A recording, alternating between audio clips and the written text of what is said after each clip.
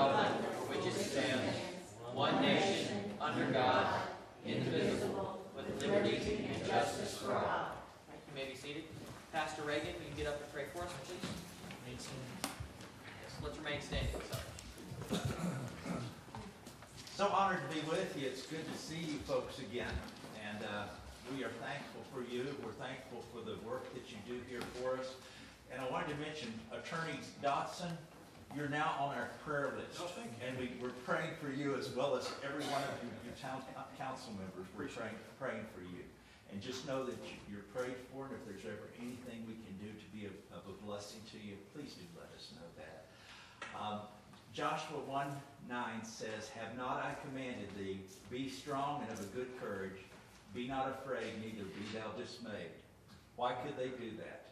The very next phrase says why they could do it. "For the Lord thy God is with thee, whithersoever thou goest."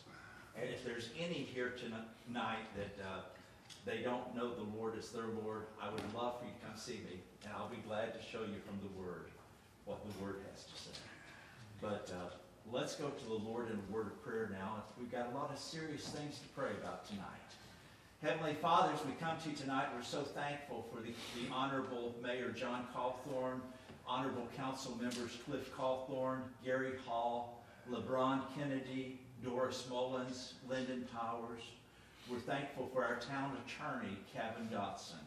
And we pray for each of them that they will feel a special working of you in their hearts, and that you'll just especially minister to them at this time. We have many prayer requests that we want to make, and we do want to pause, though, to thank you so much for our rescue squad that we have here in town. We are thankful that shortly after 6 today, they were responding to a call of an SUV that had an accident in the median up on Wise Mountain. And we just want to ask you to especially meet the needs in that situations with that accident that took place. And just bless our rescue squad especially for the work and the labors that they do. We pray for Mayor Cawthorn that you will especially bless his work here with the town. We pray likewise for council members Cawthorn, Hall, Kennedy, Mullins, and Powers. Give them real wisdom. Help them to be strong and of a good courage and not be dismayed if they know you. If they don't know you, help them come to put their trust in you so that they can truly say, as the psalmist said, "The Lord is my shepherd." We're so thankful, Father, for our town. We're thankful for some of the opportunities that our town has tonight. And we just pray that everything that's done will bring honor and glory to you. We're thankful for our country, Father, and we recognize that we're in a war situation now. We have a lot of soldiers and sailors and Marines that are in harm's way now. We ask you to especially put your hand of protection on them and be gracious to us and give us grace.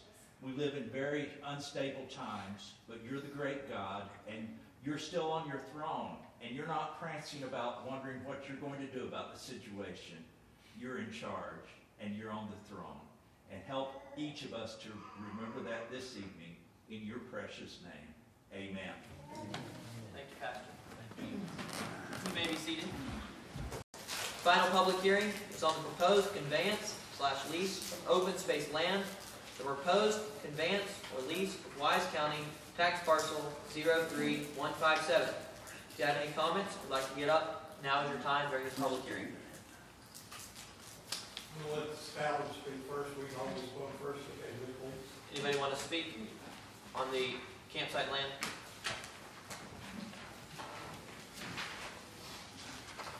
Please state your name, whether you live in or out of the town for the record. Hi, my name is Sierra Noble, and I live outside of town limits over on Stacey Branch. So I don't want to take too much of your time, but our vision for Serenity Garden is simple: to create a welcoming public space where citizens of all ages can gather, relax, learn, grow fresh produce, and strengthen community connections. The produce grown in the garden would be available free to the community, distributed through local food banks, produce stands, and community harvest opportunities. We may not have a lot of people here with us this evening. However, as of right now, we have over 25 signatures on our petition, and I believe if we had not been banned from posting it around the town, I would have more. With that said, we have had several different questions asked and some statements made by individuals that I would like to, that I think would be appropriate to address tonight. There are currently over 18,000 successful community gardens operating across the United States. Many of those provide free produce and educational resources to their community. Community gardens are proven to strengthen neighborhoods, improve access to healthy food, increase community involvement, and create safer, more enjoyable public spaces. Just because someone else may not be willing to donate their time does not mean that we are not. We were both raised on giving back to our community. While attending college full-time, we each volunteered over 1,000 hours per year because helping others has always mattered to us. Our dedication to this project comes from a genuine desire to improve and support our town we call home. Opposing a campsite does not mean we oppose community growth or success. In fact, this project is rooted entirely in supporting our town and creating something positive, sustainable, and beneficial for everyone. This is our home, and we want to support as many people in our community as possible, and we hope that you all will support this vision as well. Thank you. What'd you say about a band? I'm sorry. Something was banned or something? Oh, I didn't say anything about it. Posting band? Posting your signature thing. Oh, yes, we have a petition on Facebook, and I've been sharing in our Around the Town Facebook group about updates on the public hearing. And this past week, I tried to share our petition, and every single time I posted it, it was automatically removed, and I'm not allowed to post from the Serenity Garden or my personal Facebook on that group. Has the other side been able to post? It's just, they just want to keep it neutral? Everyone else is able to post. It just won't allow me to post anything regarding the garden. That's not anything to do with the town, is it? No, it's just somebody has banned me from posting, and before I wasn't banned from posting anything Well, regarding if the it's garden. not the town, Thank you. Thank you for your comment. Anyone else would like to get up and give a comment? Please state your name for the record and whether you live in or out of town. Hey guys, my name is Dakota Noble. I live outside of the town. I'm gonna keep this brief. You heard great things from my wife about what we're trying to do. The other side is gonna tell you good things about what they're trying to do. But really, the bottom line is, we're still gonna, want to purchase this property, whether it's by lease or, just a final transaction. Either way, the bottom line is that we want to do this for our community, okay? And they want to do this for the community. But everyone has wanted us to have a compromise. Like, why can't we work together? Why can't we do this? Well, this garden is that compromise. We stand firmly with it. We really do think that it supports everybody. There's really no negatives with it. I wish I had more answers with you guys, but we do have a meeting with the National Forest as far as leasing from my house to where the campground property is. Hopefully I'll have more answers next month. It just didn't work out. But that's my main point is this is the compromise. Thank you.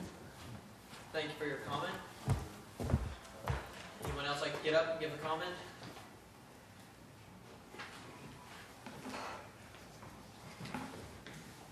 Please state your name for the record and whether you live in or out of town. My name is Jessica Beer, and I live out of town, on Braywell Road. how do you spell the last name? B-I-E-R. Yeah, And I don't have anything prepared, but I do have concerns about what they're sort of proposing for the community garden. I've done market gardening for 5 years, selling at farmers markets. And it takes a tremendous amount of time to produce any real volume of vegetables. And from their layout of their plan for the garden, it doesn't seem that they're really going to be able to do what they say they're going to do. It's easiest to have these long rows, but they've got these raised beds that go in different directions. They talk about organic production, which is very difficult, especially they talk about fruit and nut trees, fruit trees without chemicals, very difficult. I have questions about where they're gonna get their water, where they're gonna come up with the funds to prep the site. They're talking about raised beds, where are they gonna get the soil? I just have a lot of concerns that it isn't well thought out. So I would encourage you, if the community, I love the idea of a community garden, but I don't think it's a very good site for a community garden for the town of Pound. It should be in town, and there's something else I wanted to say. If they want to move forward with the idea, which I support the idea, I just don't think that it's well thought out, like the logistics. I would encourage you to do a lease and see what can be done before you actually convey it. Thank you. Thank you for your comment. Anyone else like to get up and give a comment? Please state your name for the record, whether you live or out of town. Hi, I'm Mary Cromer. I live out of town on Mill Creek. I'm just here to support Debbie and the work that she has done on this site. I have been to the site. I think it is a good site for a campsite. I think that makes sense, and I think that would be beneficial to the town. I've been there to the Naturalist Rally. I've been to the Hunt Club. It's very shady. It doesn't seem, there's no parking. It doesn't seem like it would make a really good site for a community garden. I've been gardening for years. I know how much work it is. If we're going to have a community garden, it needs to be a place in the sun where people can come when there's parking and everyone can come and pitch in and help. It's not the kind of thing that one or two people are going to be able to pull off on their own.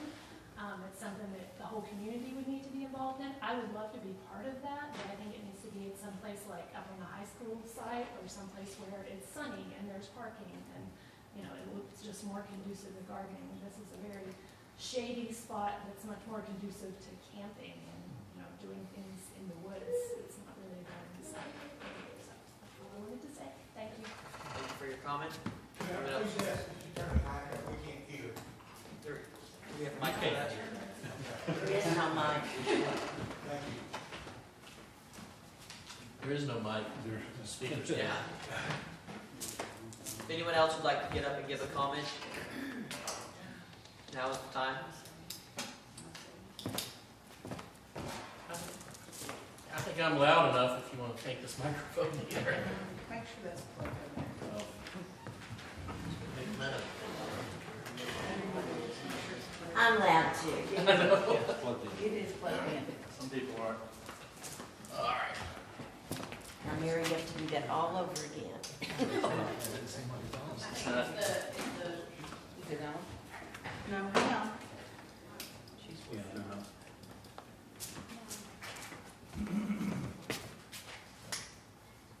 Now, Sharon. There we go.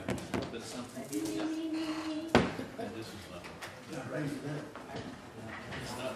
Please state your name for the record and whether you live in and out of town. Wrapped around that other mic up there.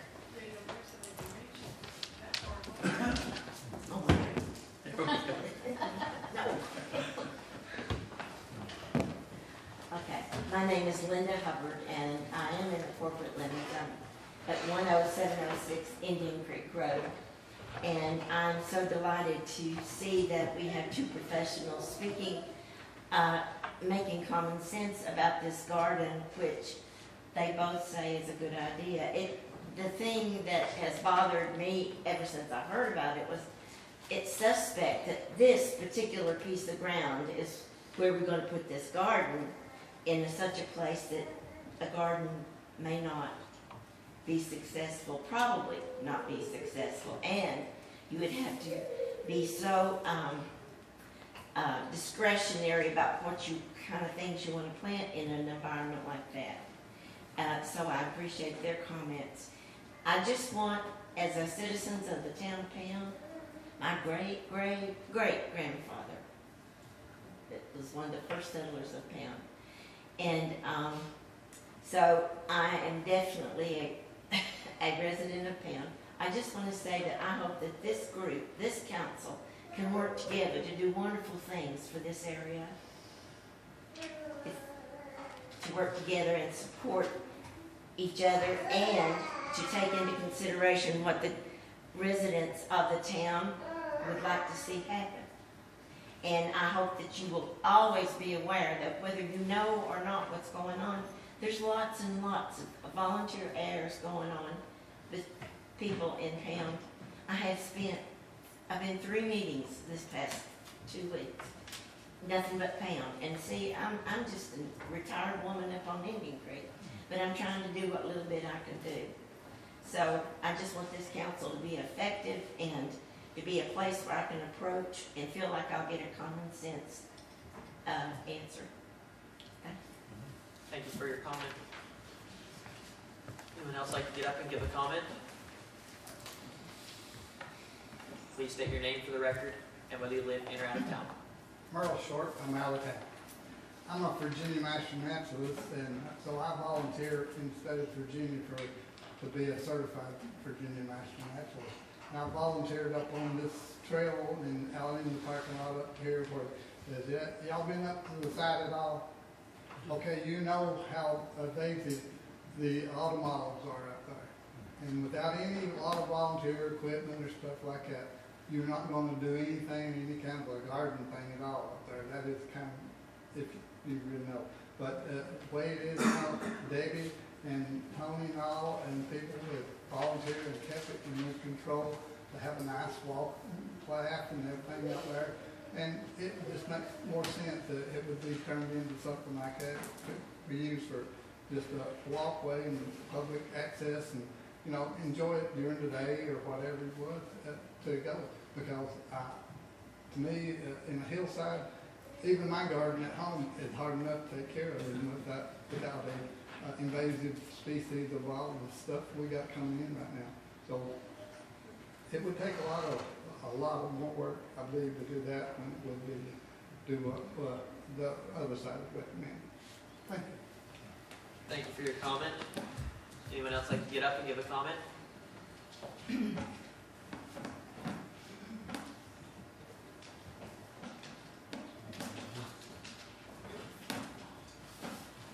Please state your name for the record and whether you live in or out of town. Debbie Hale. I live in Dryden, Virginia. I was a former resident of Pound, taught at Pound High School. I've been working to develop tourism efforts for the community for many years now. And I'm not sure that you guys even know, Linda and Merle and myself are the Pound Tourism Committee. You may not have, you've seen Linda before, but you may not have met Merle, I'm not sure. But we 3 were appointed by the previous council as the tourism committee. So I just thought it would be good for y'all to be aware of that.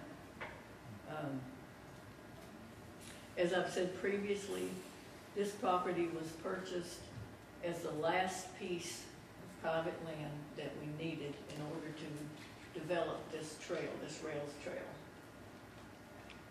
The previous owner did not want to give us a deed of dedication or any kind of right of way through the property. And I continued to speak with him until he decided that it would be best for him just to sell it to the town so that the town could develop this trail that I feel like that in the future will be very, very beneficial to the community. Once the town owned the property, I worked 2 years to get a grant to further develop this 3.4 acres. Of the 3.4 acres, 0.4 acres directly connects to the Hunt Club property. The other 3 acres, there's a piece of national forest between the Hunt Club and that property, the 3 acres that the town currently owns. I have asked, that if you don't, if the town itself doesn't want to develop that piece of property, you have no interest in it at all, I just asked that maybe you could turn it over to the Hunt Club, because with it already being connected directly to the Hunt Club, partially, that it would, you know, maybe more beneficial for them to have the property. And we voted on it, you guys voted on it in February, you know, it was 4-1 in favor of turning it over to the Hunt Club, and I had, you know, I was really hopeful at that point that that could be done. As, I'm not against community gardens. The extension agent started a community garden at J.W. Adams a few years ago, and I think that was mentioned at the last meeting, and there was no interest in it. You know, Travis plowed it 3 years, I think, in a row to try to generate some interest in having a community garden in town, and it just didn't work out. So I'm talking, the extension agent hasn't pursued that since. So I'm not sure how this garden, which the extension agent complies with, agrees with Jessica, but this is just not a really good piece of property for a community garden because of the limited access, and also that in the deed from the Virginia Outdoors Foundation, you know, it has to remain an open space for public use. Your time has expired. Thank you for your comment. We will have a comment period. I mean, there's no objection. There's no objection. objection. You're the only one who's hit 3 minutes. Everybody's been short. She's the one that Yeah, knows the most. if there's no objections by the council, you can continue. Where was I? Talking about the, there, Talking about community gardens. extension. What? That's what you're talking about, the elementary school Right. extension officer. Yeah, is what and he said. Phil Meeks, I've talked with Phil Meeks, he's well aware of where this, the town property is located and that it's in a forest environment, it's very shady and it gets very wet. Unless we're in a drought, which we are now, and I was up there recently, there's still some places that are just very wet, even though we haven't had much rain lately. So it would be much of a challenge to try to promote any kind of gardening there, which like I said, I'm not against gardening, but I just don't feel like that's the place for it. When this property was purchased to enable the development of the trail to benefit the community, and the grant from the Virginia Outdoors Foundation was just kind of an extension of that we felt like that would be a good use for a piece of property to develop some primitive campsites. So I guess one of the reasons I wanted to extend, I wanted to ask, so if the property is given to the Hunt Club, then what was happening on the part of the town of Pound in developing the campsite and the trail is what would start to happen except under the auspices of the Hunt Club. Would that be pretty much correct? I'm not sure I would pursue that again. Okay. I'm very disappointed that I had full support from town council to proceed with this project, and they chose not to. So, and once again, the question I always have is the trail coming from the campground site. I've walked down that trail. And is there an exit path if you go down that trail, or do you have to go down the trail and then come back up to the campsite? The trail ends near the Wright Cemetery. Right. And there, as of right now, there isn't a public access from that end. Okay. So they would have to go down the trail and then come back up the trail.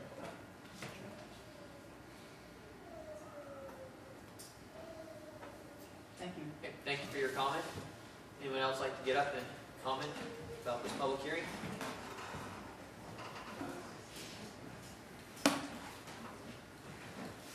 Please state your name for the record and where you live in or out of town. Bo Kemp, here in Pampa. If you want to pass this around, just what I want to show you. I had a estimate done if I put a garden in the same spot that we're looking at. This was done by Next Gen Corporation, through Phil Meeks, telling me what I needed to put up there. That road bed, all of you all have been there, you walked on it. Some of you know what red dog is, most of you do. You can't grow anything on red dog, it just won't work. Phil tells me that we need 6 inches of topsoil put on top of that if we grow anything. If we grow anything up there, there would have to be at least an 8-foot high fence to stop the deer. Talked to one of the hunters back in New York, brought up a good point. That, you know, if you got bear coming into it, 8-foot fence is not gonna stop them from coming in there. If you put a fence around that, you see the prices on that stuff, what that right there costs. The total, for me to go through there with already, me got a road, they're gonna have to build a road up from Bentley's. I don't know if they've still got a way through Bentley's to get up there or not. But, you know, we've got through the National Forest, we've got our property that joins it. We're, like I said, I keep telling you guys, we own property on both sides of it. So, and I don't know who wants to bring their wife and children up through Mr. Bentley's property. Women, I was in the grocery business 40 years, guys. Women do 90% of the shopping. You gonna send your wife and child up through there knowing what's going on that property? Are you gonna send them up there? Would you send your wife and child up there, Gary? Shotgun. With shopping, okay, all right. Guys, like I said, you look at the price of that, and a few people have not looked at past that out there. It's gonna cost $67,000 for me to put that garden in out there, put 6 inches of topsoil in there, put that fence up, and then you've got to deal with the water that's coming out of there. You know, I just don't see no way that it's feasible. We do a lot of things. Got a lot of people, if y'all would, the people that represents Cumberland Mountain, if you would stand up, please, and let's see who all is here that supports us. And this is just a drop in the bucket, guys. How many live in the town limits? Anybody? I've got some people here that I'm gonna get up and talk with you a little bit. We've got a young lady right here that's a new doctor here in town. Guess what? She was raised up there. She coon hunted. She handled all. She done all these things.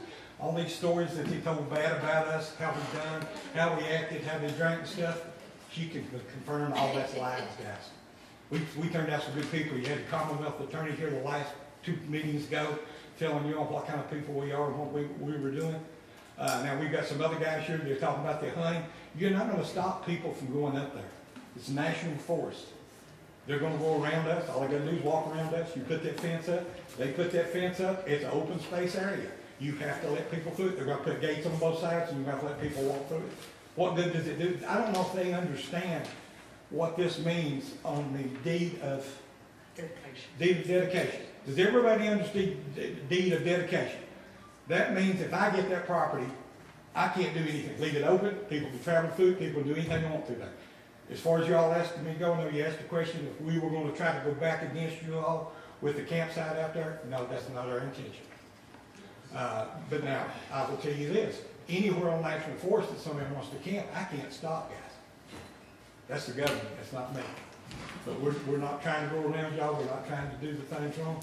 We brought in Mr. Ace Mullins here, Aaron Mullins, with the Bagel Club, as I told you all. Total with the hunt, we had that night hunt and stuff, we brought in $189. We had Kentucky, Virginia, Tennessee, West Virginia, Pennsylvania, and Ohio here. Is your community garden gonna bring people in from 5 states? I would say 50% of those people were better. I went out on every cast. 50% of those people stopped in this town, they bought gas, they stopped at the Wildcat, they bought food, they went to the grocery store and they done things out there. What are you gonna, how are you gonna get that up there to people to get these free little tomatoes and stuff she's gonna grow? Now, like I said, Phil Meeks tells me from this that there's no way with the amount of shade that's up there, unless you get in on the National Forest and start cutting the trees, there's too much shade, you can't grow anything up there. He is a county extension agent. I appreciate you for your comment. I gave you an extra minute. Okay. We're gonna try keeping it down to 3. That's what everybody's supposed to have. So if you have a comment, I am timing, but I appreciate your comment. Okay, we've got several more people that'd like to speak to you. If you'd like to get up and give a comment. And for the minutes, when I asked for the raise of hands, nobody raised their hand. Linda's the only one in there. Right. She wasn't part of the hunt club. She's not, but she did indicate she was supporting. Right, I noted that. Please state your name, whether you live in or out of town. I'm Haley Mee Barnett. I live out of town but do work in town, as he mentioned, as a pediatrician. I grew up in town my entire life and spent much of my life at the hunt club. I have really no preference either way. I'm here just to talk about the good that the hunt club does for the community. So I grew up there many weekends. I did have my own dog up there and hunted, surprisingly. But did really well up there and had great connections. We did lots of benefit hunts. I remember one of my good friends, their father passed away, and we did a benefit hunt to try to raise money for them and pay for their funeral. We were able to pay for their funeral and give them extra support. We did food drives many times, and there was tons of youth hunts where we were able to go up there. I got a free pair of boots one day as a 12-year-old, very excited to be part of that. It was my first pair of hunting boots that I got to have with the hunting club. And I think more than that, I spent many weekends there learning leadership, learning sportsmanship, and really just being taught by the men up there and the women up there. There were some days where my family was working and I couldn't make it on a Saturday, and men from the club came and picked me up from my house and picked up my dog and took me up there so I could hunt till my dad got off work from evening shift. And so they're great people who are doing work up there, and we'll always keep open access for everyone. I spent so many weekends in the summer up there. Even got the opportunity to go to North Carolina at a state hunt. So Thank you for your comment. Anyone else like to get up and give a comment?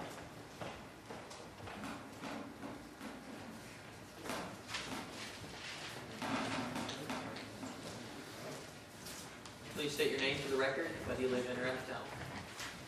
My name is Devin Atkins. I live outside of town limits. Hope you all are well. I pastor Pursue Church, which we actually started at J.W. Adams here in Pound.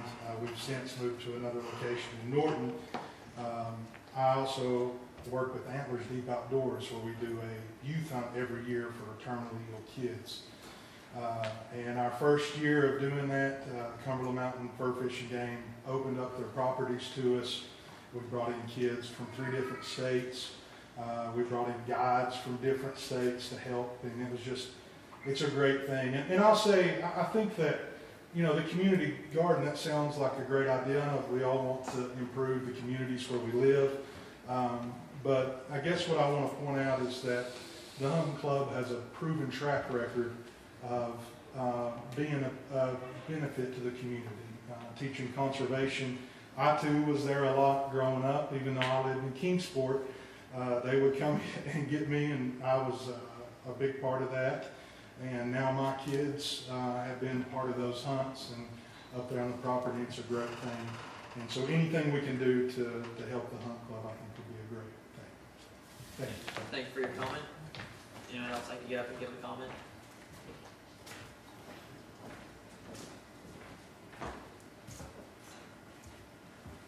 Please state your name for the record, whether you live in or out of town.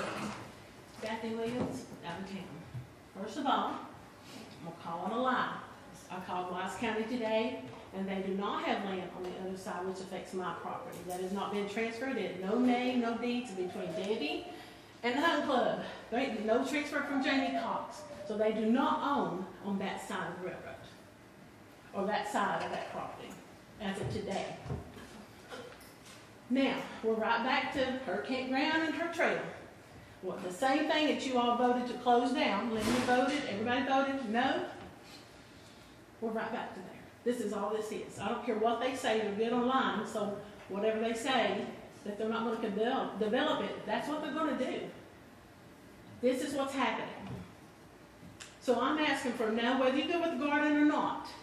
I'm asking for no to convey this to the Hunting Club. This is in my son's back door. We have our own access, and we have never said that we were going to go through Jerry Bentley's. That was assumed. We have our own access. If not, we got a survey to show you we do. Yes, they are. National forest between that and that, but we've got our own private access, and we can come right down the service road to that land. We don't need Jerry Bentley. Jerry Bentley wasn't even part of our equation when we started this community garden. There's many ways to get to that property, and he is not one of them. I'm sorry, I'm looking right at you, but I'm talking to everybody. So I just wanted to point that out. This was shut down once before. This is right back to where we were. They're lying about the other property. It's not being conveyed. And I hope you do. Debbie and Tony, go ahead and get that land in your name, because we're getting ready to sue you. Guaranteed you better take some money out of retirement. When you start messing with our side of land, you're sued. You just keep addressing us here. I know, but I need to make sure they hear me. So I just want you to know, this is where we're at. We're asking for no again to shut this down from being conveyed to the Hunting Club. Thank you. Thank you for your comment. Anyone else like to get up and give a comment?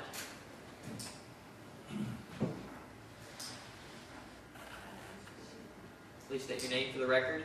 Do you live in or out of town? Robert Williams, outside of town. Come over tonight to discuss this, no matter about conveying this land to the hunting club. I mean, I don't have nothing against the hunt club. It's the right of way coming to my property. I've asked you guys to protect me, but you can't. I couldn't sue you because you didn't own that right of way. Whoever does own it will get sued for it, regardless. Okay. But Mr. Powers, you walked through the whole thing. We showed you where the properties were. We all shot down, or you all shot down the campground that they were going to get started. Comment by the hunting club that they're going to put that campground in regardless. And you guys seen how aggressive they were last month about how everybody had to take time off work to come up here. And then when you put it off to next month, everybody got up and left. That's how concerned they are about this piece of land. They lease over 2,000 acres at Red Onion. I think Tony said 1,500 acres somewhere else. And then that whole mountain right there, the national forest, right around the lake. They got all that. And regardless which way this goes, there was a lot of families reached out to them, wanting to donate time, wanting to donate seeds, wanting to donate equipment to come up there because a lot of these people are spending $300-400 a week in groceries. They're trying to help feed them. The Hunt Club is not going to feed nobody. They're not going to do none of that. But to give this land away and then to go to Wise County and ask for more land, that's it's not right because now you're not going to be paying taxes on any of that land with a nonprofit organization. And I mean, Tony's disabled. I don't know if he's able to purchase this land, put it in his name, or however he wants to do it, or just whoever, wants to buy it, purchase it. I think we need to split it in half, and here's their half, here's our half, and if somebody wants a quarter, take a quarter. All right, but like the wife said, we called up at the courthouse 4 o'clock today, and nothing has been transferred into anybody's names. So the last meeting, we were told that the right-of-way was in, we went to the lawyers brought it all up, and we're going to be filing for it. Nothing's been done. They've said that for the last 3 meetings.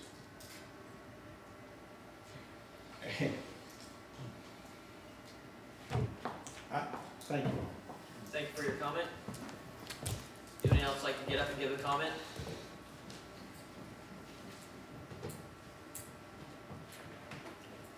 There's no one else. We will close that public hearing. Can we have a second chance at it or not to answer some of his questions? No, we can't have 2 people. We're gonna have an audience comment. You get 3 minutes to talk about whatever. But, okay, we will move to the roll call of council. Can I please have that? Did you open the regular session? Oh. I didn't know if I heard it. No, it's closed. We'll open up the regular session, and then we'll have the roll call of council. Yeah. Okay, Hawthorne, Here. Hall, Here. Kennedy, Here. Mullins, Here. Powers. Here. Okay. And let it be noted in the minutes that we did have the prayer and the pledge of allegiance. Even though we did it out of order a little bit, but appreciate it. Consent calendar. Is there approval of the consent calendar? I'd like to make some additions. Okay. Under number 6, I would like to add F for tourism committee.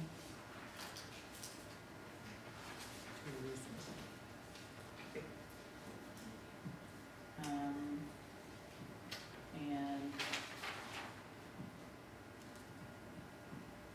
let's say we can make it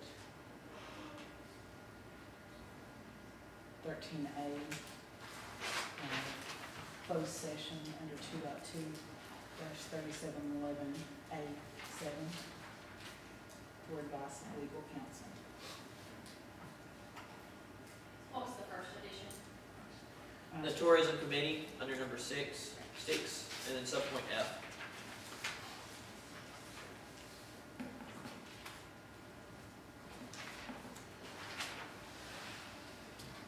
Okay, I'd like to add, under, number 11, just add budget and taxes, just so I get some thoughts about that. so change the wording, budget and taxes. Yeah. And then, she took my A, if she doesn't mind changing that to 13B, and then 13A, have, electronic attendance needed. So that'd be 13A.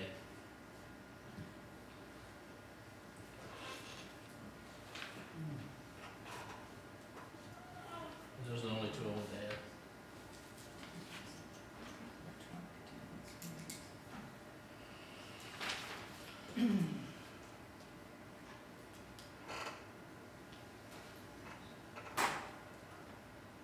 Okay. So any more comments or adjustments? Can I have that code for the closed session again, please? 2.2-3711A7. Okay. Is there any other comments? Do we have a motion to approve the consent calendar? Motion to approve the consent calendar with the changes. Okay. Do we have a second? Is there any discussion? Okay, can we have a roll call vote? Hawthorne, Yes. Hall, Yes. Kennedy, Yes. Mullins, Yes. Howard. Yes. Okay, and the consent calendar is approved. Now we have a time of audience comment. Anyone in the audience would like to get up and give a comment, now is your time.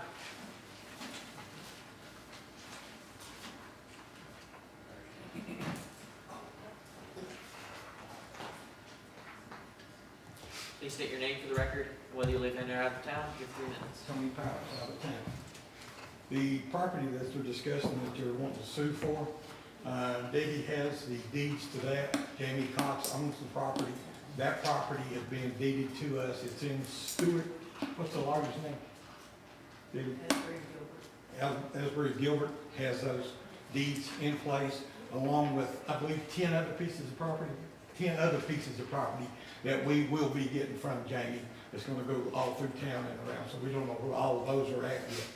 This one up here, and as far as me to go, don't appreciate somebody standing up here telling me that I lie, or I'm a liar about putting in a campground. That is not my use for that. My use for that property is to leave it just like it is. Just keep it cleaned up, keep it mowed.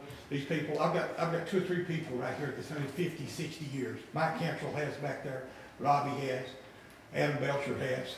All these guys have hunted all over that national forest. They're still gonna use that property, guys. They're still gonna be up there. They're still gonna be in there.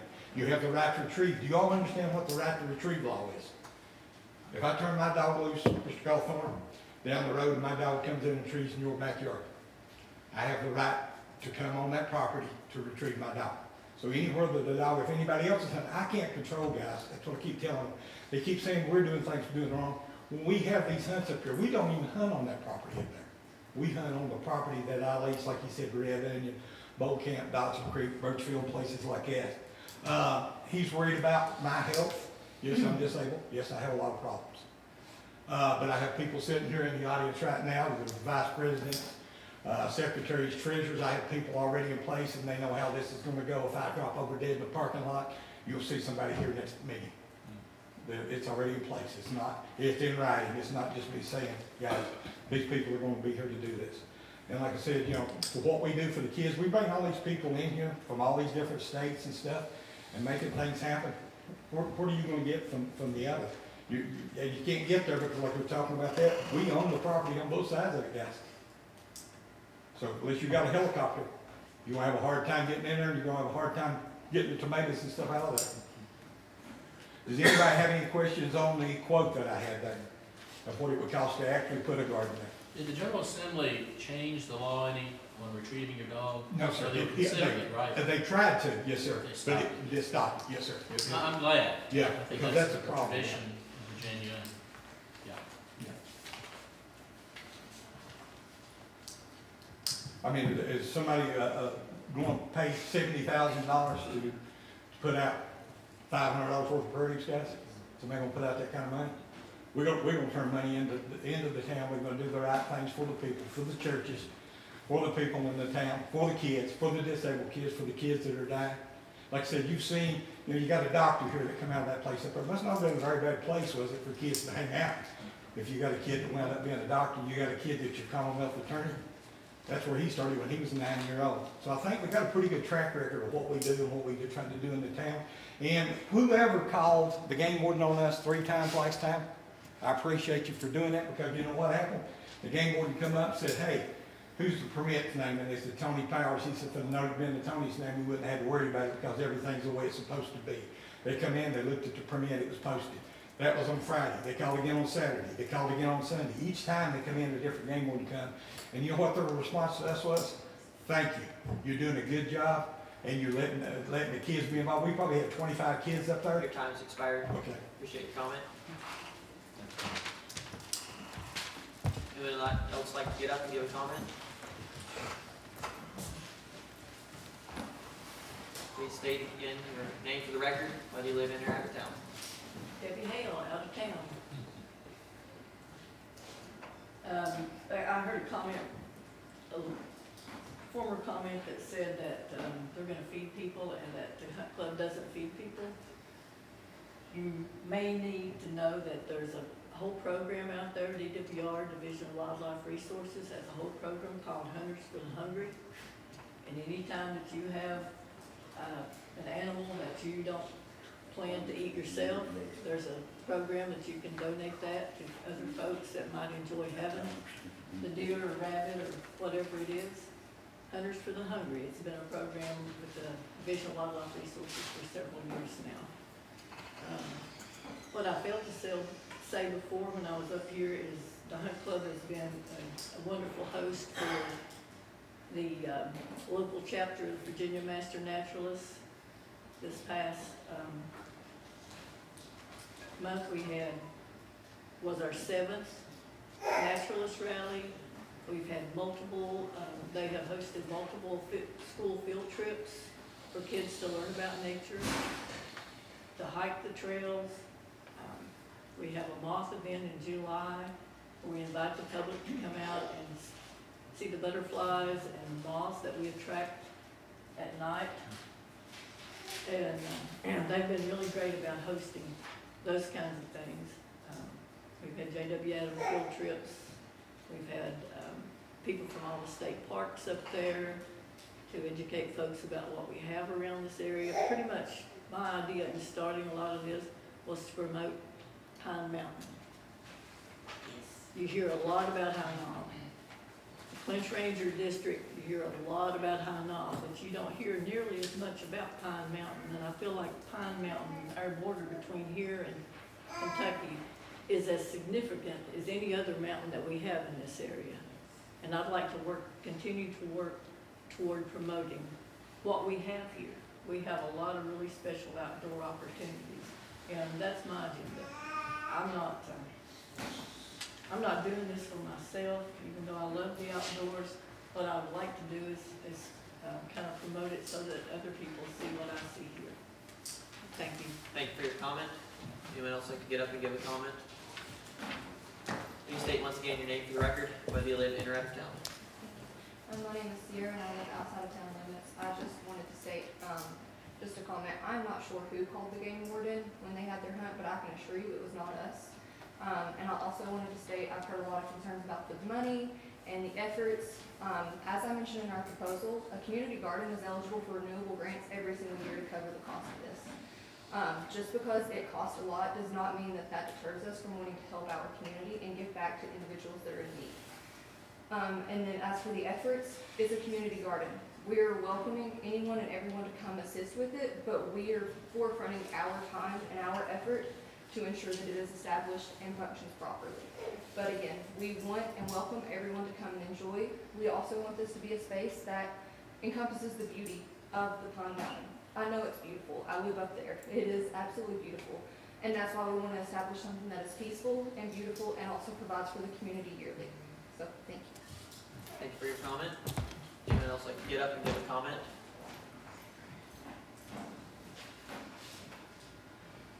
Please state your name for the record, whether you live in or out of town. Robert Williams, out of town. Just sitting there looking at this estimate here. And by the way, I didn't call him a liar. I told you, what I said was, nothing has been recorded in the courthouse. So I did not call him a liar for the record. All right, the 57 gravel, 100 tons, that's 3 truckloads of gravel. Okay. Then you got down here 800 to 1,000 tons of topsoil. 800 to 1,000 tons, that's one scoop in a Kubota tractor of topsoil, is what he talks about here, for $28,000. Wow, that's hard to believe. My son back here, he is a biologist. He went to school to learn how to grow this stuff. And to me, like I said, regardless of what happens here tonight, we're going to continue on with this. And we're going to show everybody that this town has got a need. The need is not coming in 4 times a year. That doesn't help the economy.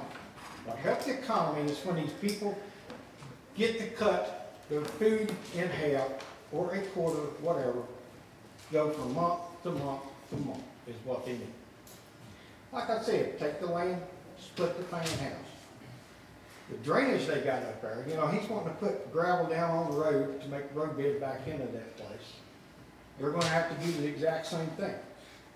To park their trucks back there to keep all of their dogs back there. And with the dogs back there urinating, pooping, it goes into the waterway. Like he said, there's a lot of water back there that flows downhill into the wells down at the bottom of the hill. That right there is a health concern. Okay? I like the hunting club, I really do. I ain't got nothing against them. But what I do have against them is what they're trying to do up there, and that's to try to put this campground back in. The very first time this matter was brought up, it was Debbie will have her campground. I never said nothing about her wanting to keep that campground. I even told you guys, keep the campground, protect my family. Put the fences and gates up. But for some reason it went over everybody's head. I don't understand. That's all we're asking for, is protect us from this. Yeah, dogs are going to wander over on somebody's property. That's no big deal. But when you going to purposely come through there, and they have not came through our property, they haven't hunted around our property. We've heard one set of dogs way up on top of the ridge, not even near our property, okay? Because they got so much other land that they hunt. I like Tommy, I like what they do, but I don't like what they're about to try to do with Debbie Hill and his campground. Thank you. For your time, your comment.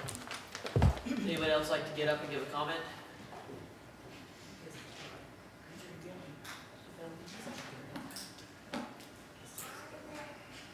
If there's no one else, please state your name to the record, whether you live in or out of town. Howard Moe, South County. Fix Alice Bull Crab off the campground. If it does go our way, we will put it in. If Debbie's good with it, absolutely no campground put up there at all. Is that good with you, Deb? It's flat up. That'd be part of the agreement, no campground. As far as the dogs, peeing and pooping everywhere, dogs are up there a couple times a year. How about the bears, the possums, the coons, the foxes, coyotes, everything else is our crab and piss. I guess it's a lot more than any dog. I had a bear on my property last night. Yeah. No bear, big around. That has, that ain't got that to do with it. As far as the dogs, most dogs are on the trailer, they're tied out, or they stay in the box. They're not on the ground with our bird. Probably what kind of dogs on the ground, what, 30 minutes, Tommy? Up our dogs on the ground, probably 30, 40 minutes tops. Oh, yeah. They're gone. And it's on the Coon Club property. It's on Coon Club property. No. If we want a campground, we do it right on Coon Club property, we wouldn't want the other property. Put in agreement where we won't have campground. I mean, that would solve that. That is not gonna happen. Campground ain't gonna happen. And as far as the, sit bank.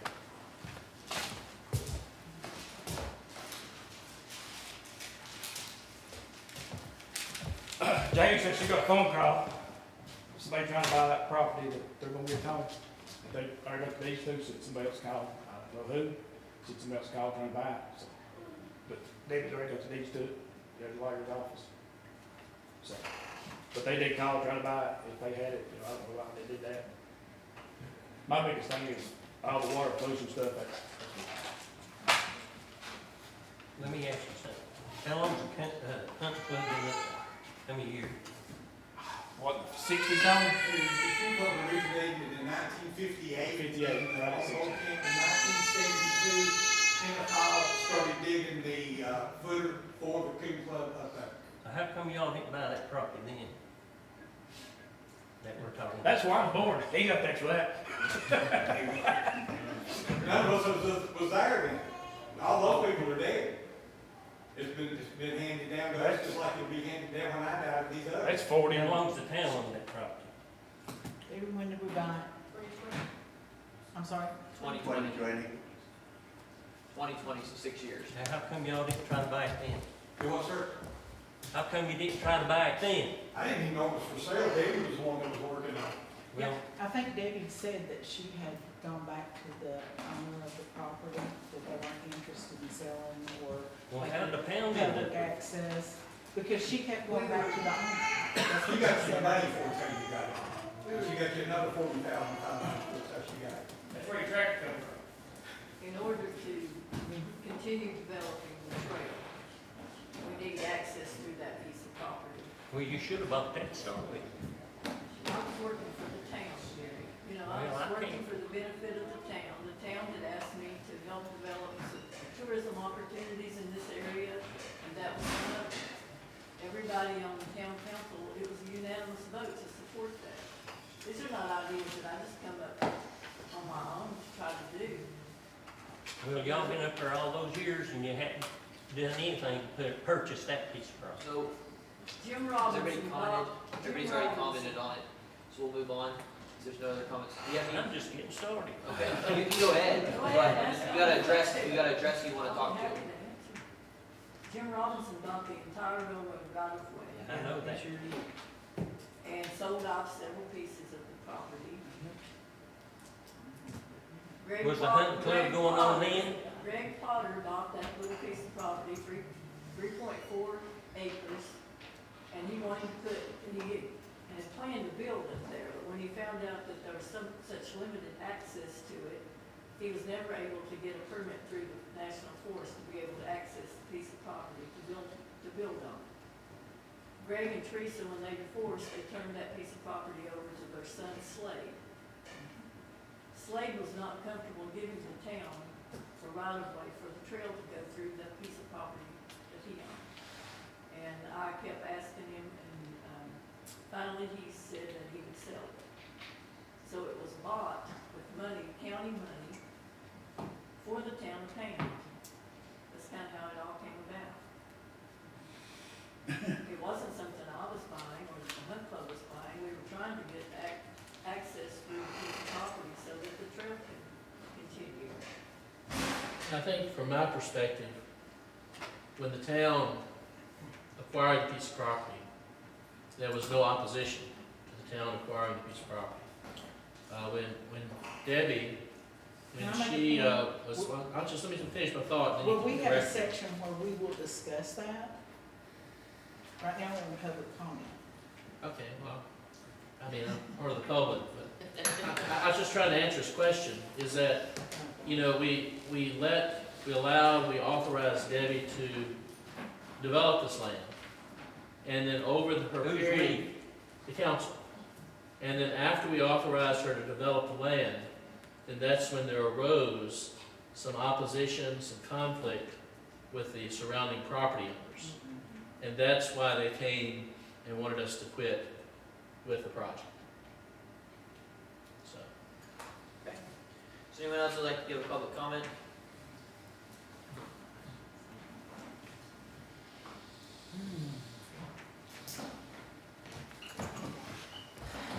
Daphne Williams out of town.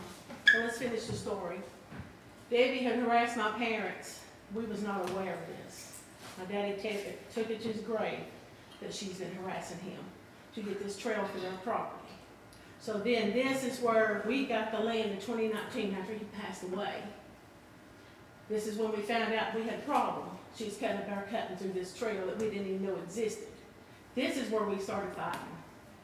But my mother knew, and I had to finally ask her what was going on. But my dad had been, she remembers, she knows. And my dad had been battling her for years, and we was unaware that there was a problem up there until he passed away. And he didn't, my mother didn't know the full conversation because he had a fight with her down at the building, didn't you, Daddy? And then we started putting things together. So we had to fight to defend our land. This is why we're here today. This so-called trail runs right through the middle of our property. And the funny thing is, Wise County taxes us for the entire property. There is nobody paying taxes on this stupid railroad thing going through there. Nobody. We are paying taxes on it. So there we are. This is where the land dispute happens. This is where the battle begins, and we will be fighting for that if she continues. You best know it. Thank you for your comment. Anyone else like to get up and give a comment? Okay, we will move on to item number 6, reports. Would the police department like to give a report?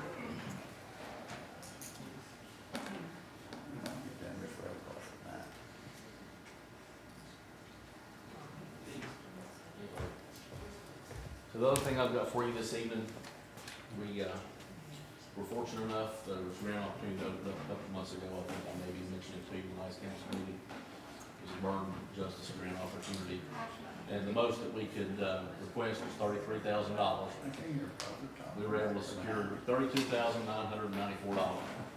And what those funds be utilized for is all the AED equipment that you see throughout the town hall, as well as what we have in our police cars, will be updated. That was something we were going to have to do anyway. So that's at a cost of $3,311. There's a partition that needed to be purchased for one of the patrol vehicles to separate the rear cargo area from a prisoner that's being in transport.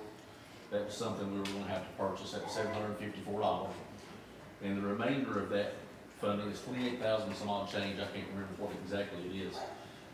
Is going to be utilized to purchase a drug recognition device that will be available for whoever's on patrol, that they can take and scan anything through a bottle without touching the substance, and it will let them know right there on the scene what they're dealing with.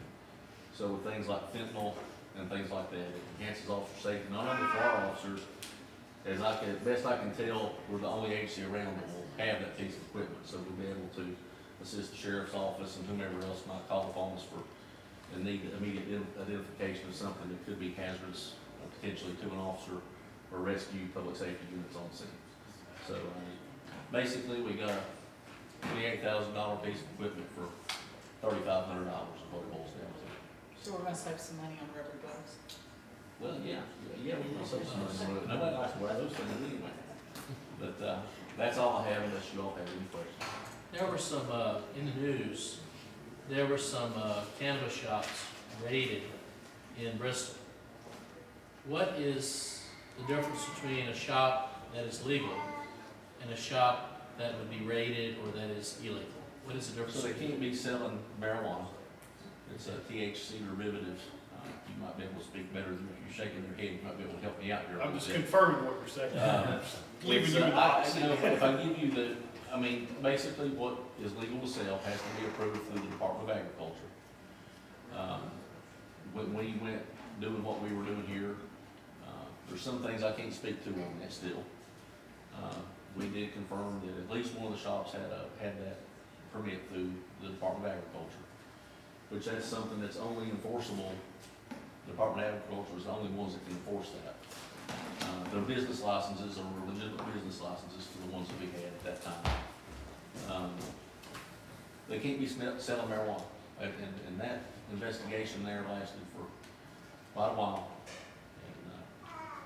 And pretty complex, but I can assure you that things are, like I said, there's just things I can't talk about. So. Yeah. And you're still checking the shops monthly? No, sir. Remember I told you, I don't know, a few months ago that we suspended that. So not be interfering with other things that are going on. Okay. trusting you on that. Well, you know, the thing is, in full transparency, with everything that changes, I mean, it changes all the time. You know that, to be honest with you, I think that, what we had going on was prior to January, prior to the new Attorney General taking office, I think things were moving along pretty rapidly. And, things were put on halt, because they didn't know how the new administration was gonna view these types of things, and it's still in limbo. I think the governor hasn't signed the bill yet, has she, on that? I'm not sure. Okay. I'm not sure. That's something we're supposed to be doing some updates on later in June. And I told you I'd report back to you. I was just gonna ask, but it Absolutely. has to be, what they sell has to be approved by the It Department does. of Agriculture. Absolutely. And that's what you need to check. Okay.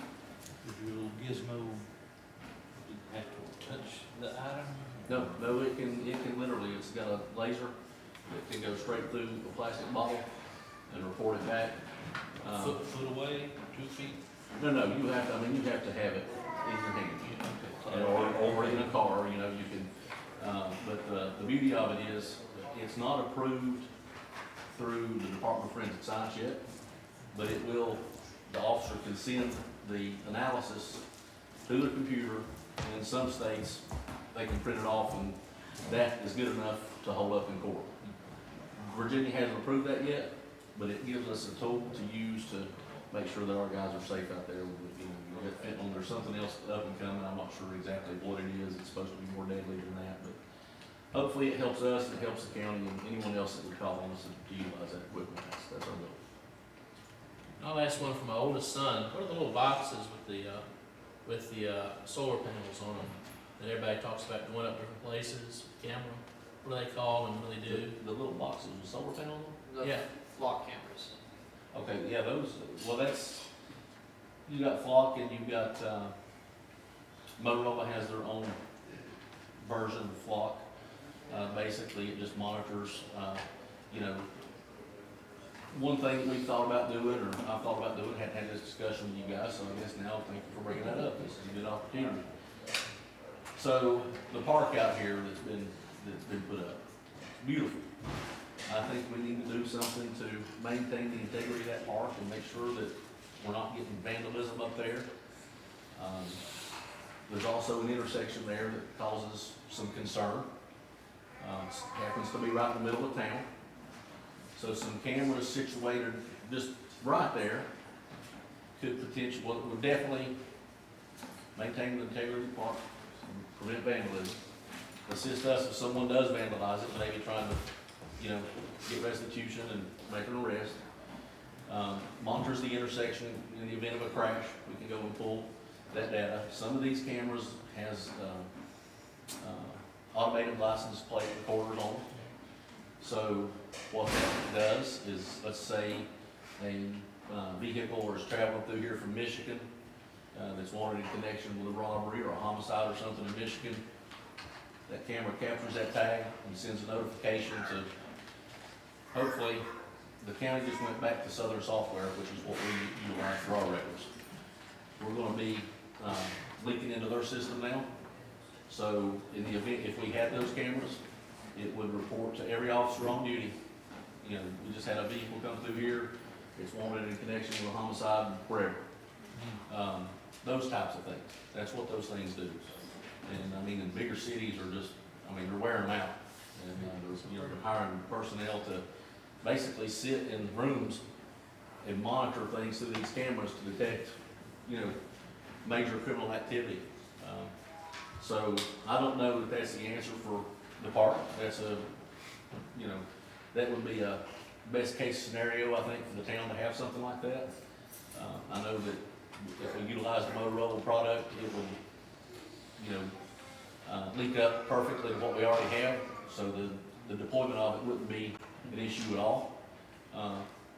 If we don't do something like that, I'd recommend to you all that we take action pretty quickly to at least get the park covered, so that, you know, in the event somebody falls or something like that, you know, we'd be able to know, get up there a bit quicker too, so.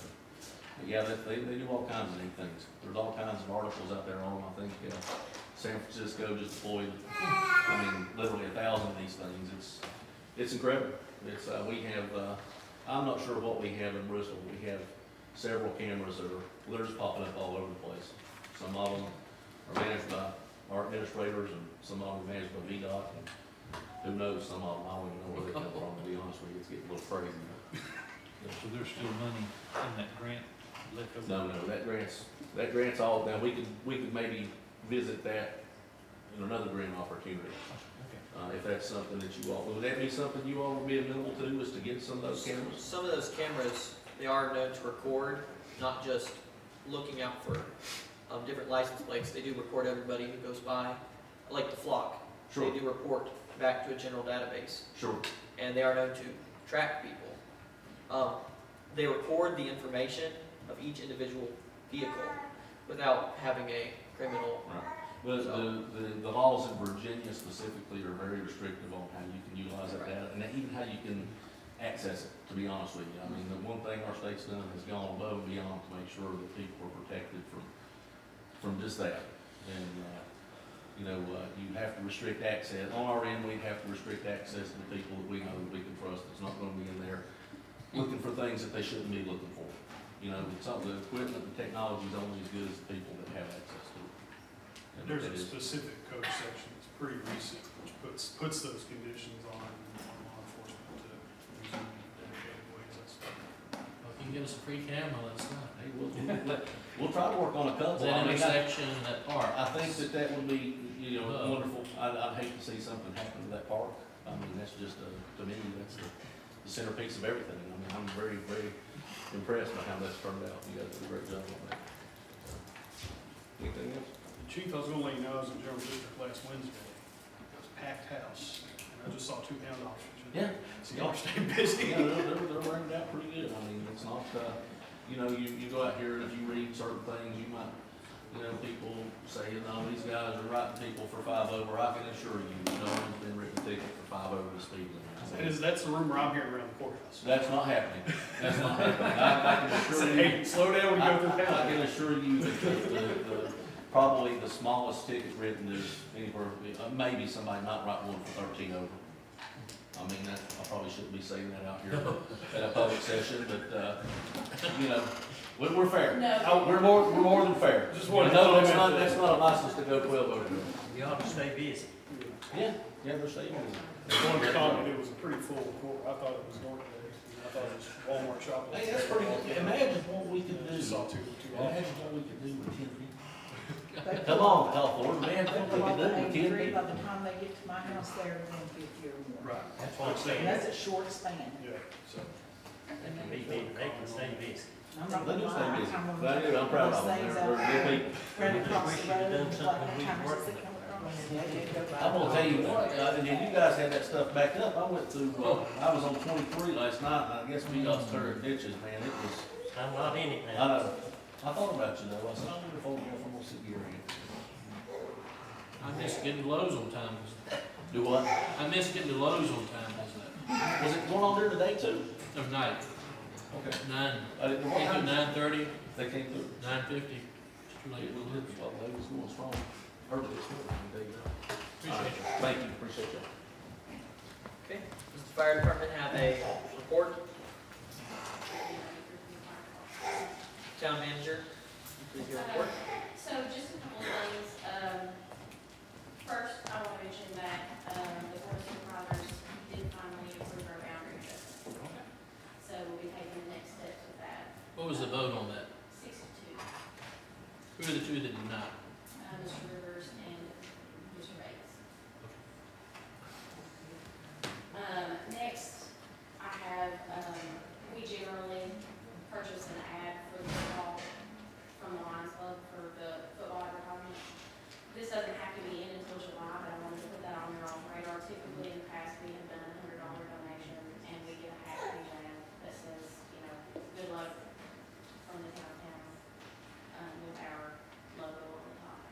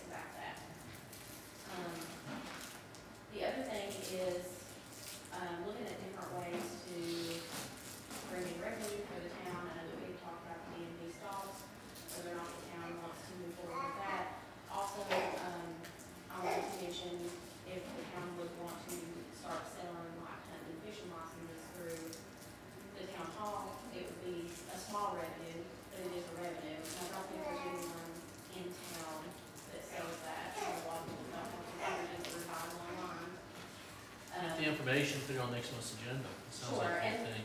Yeah, I can do that. And then lastly, I wanted to mention to you all about the town truck, that was totaled. Is that something that the town? No, it's not total, it just doesn't run. Sorry, doesn't run.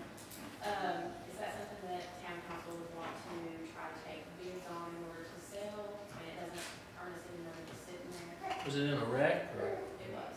No, Isn't that the one? no, this is one that was at the, water plant, which is parked there, it was not running. PSA wanted it off their property, it's been sitting over here at the car wash property. We've had several people inquire about it. So I would offer up the motion to do sealed bids, put an ad in the paper and get rid of that truck. It's not doing anything for us, but taking up space over there that's not our space. That's not the one Bo goes around in, right? It's a river truck. I'll second. Any discussion? Anything with any particulars about it? I mean, it's not running the whole time I've been here. We just had to get it off their property. Is there some value there? Yeah, there's toolboxes on it. How long's So, it been out? before I came on the council 4 in years, 20 5 years. years? Open for inspection. Yeah. As is. As is. Okay, we have a second. Is there any more discussion? Can we have a roll call vote, please? Osborne, Yes. Hall. Yeah. Kennedy, Yes. Jones, Yes. Powers. Yeah. Manager, have anything else to report? I think that's all that I had on my other items on the agenda. Okay. The EDA, is a report. Okay, I am so happy to say that we have a good balance right now, not much, but we have been able to pay all of our bills in May. We still have a little bit left, not much, so. But at least we've had to pay the bills. We had someone to rent the property for a while and brought in a little bit of money. So we're good right now for till June, July. Oh, no. When the other bills come out, but I think the electric bill this time is down to 100 and something. I think the last time I checked, 1 month at a time. so. Does the planning commission have a report? We may have talked about those earlier today's coming out, we've got the walls here, progress with. If we welcome a new member, then we're going to be welcoming another member this month, so we're moving right along. And the comprehensive plan is almost finished. Okay. There are some appointments that need to be made. Jimmy Taylor's appointment to the planning commission needs to be renewed. Bo's appointment needs to be renewed, and Danielle Boggs needs to be renewed. Now, who is Danielle Boggs? To be honest, she's my niece. She's interested in the town, and she's been helping with the EDA. Yeah, has she been here to the meeting before? To the council meeting? No, but she comes to the EDA meetings. Yeah, she's been on EDA. She's never addressed the council. I'm sorry? She's never addressed the council. No. Or someone who addressed the council once. And this is for which committee? That was Laura. EDA. Oh, so, That was Laura. Laura. oh, okay. Do we know how Which many? committee is it? Oh, go ahead. I was gonna say, which committee is she for? EDA. EDA, we need renewal on Bo and her, and planning commission Jimmy Taylor. So I'm making a motion that we make those renewals. One thing I wanted to check for just on the planning commission, how many own real estate? Or live in the town, obviously, all of them, but how many own real For estate? the planning commission, everybody has to be in town. Yeah. Hang on just a minute, let me think.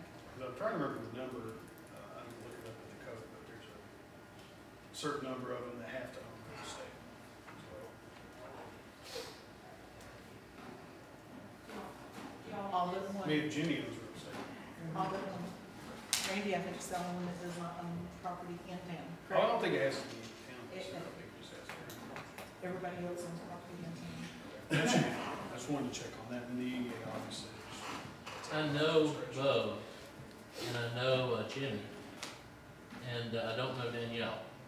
And so what I would like to do is make an amendment, friendly amendment to yours, that on this vote, that we approve Bo, we approve Jimmy. And then the next one, we can discuss separate.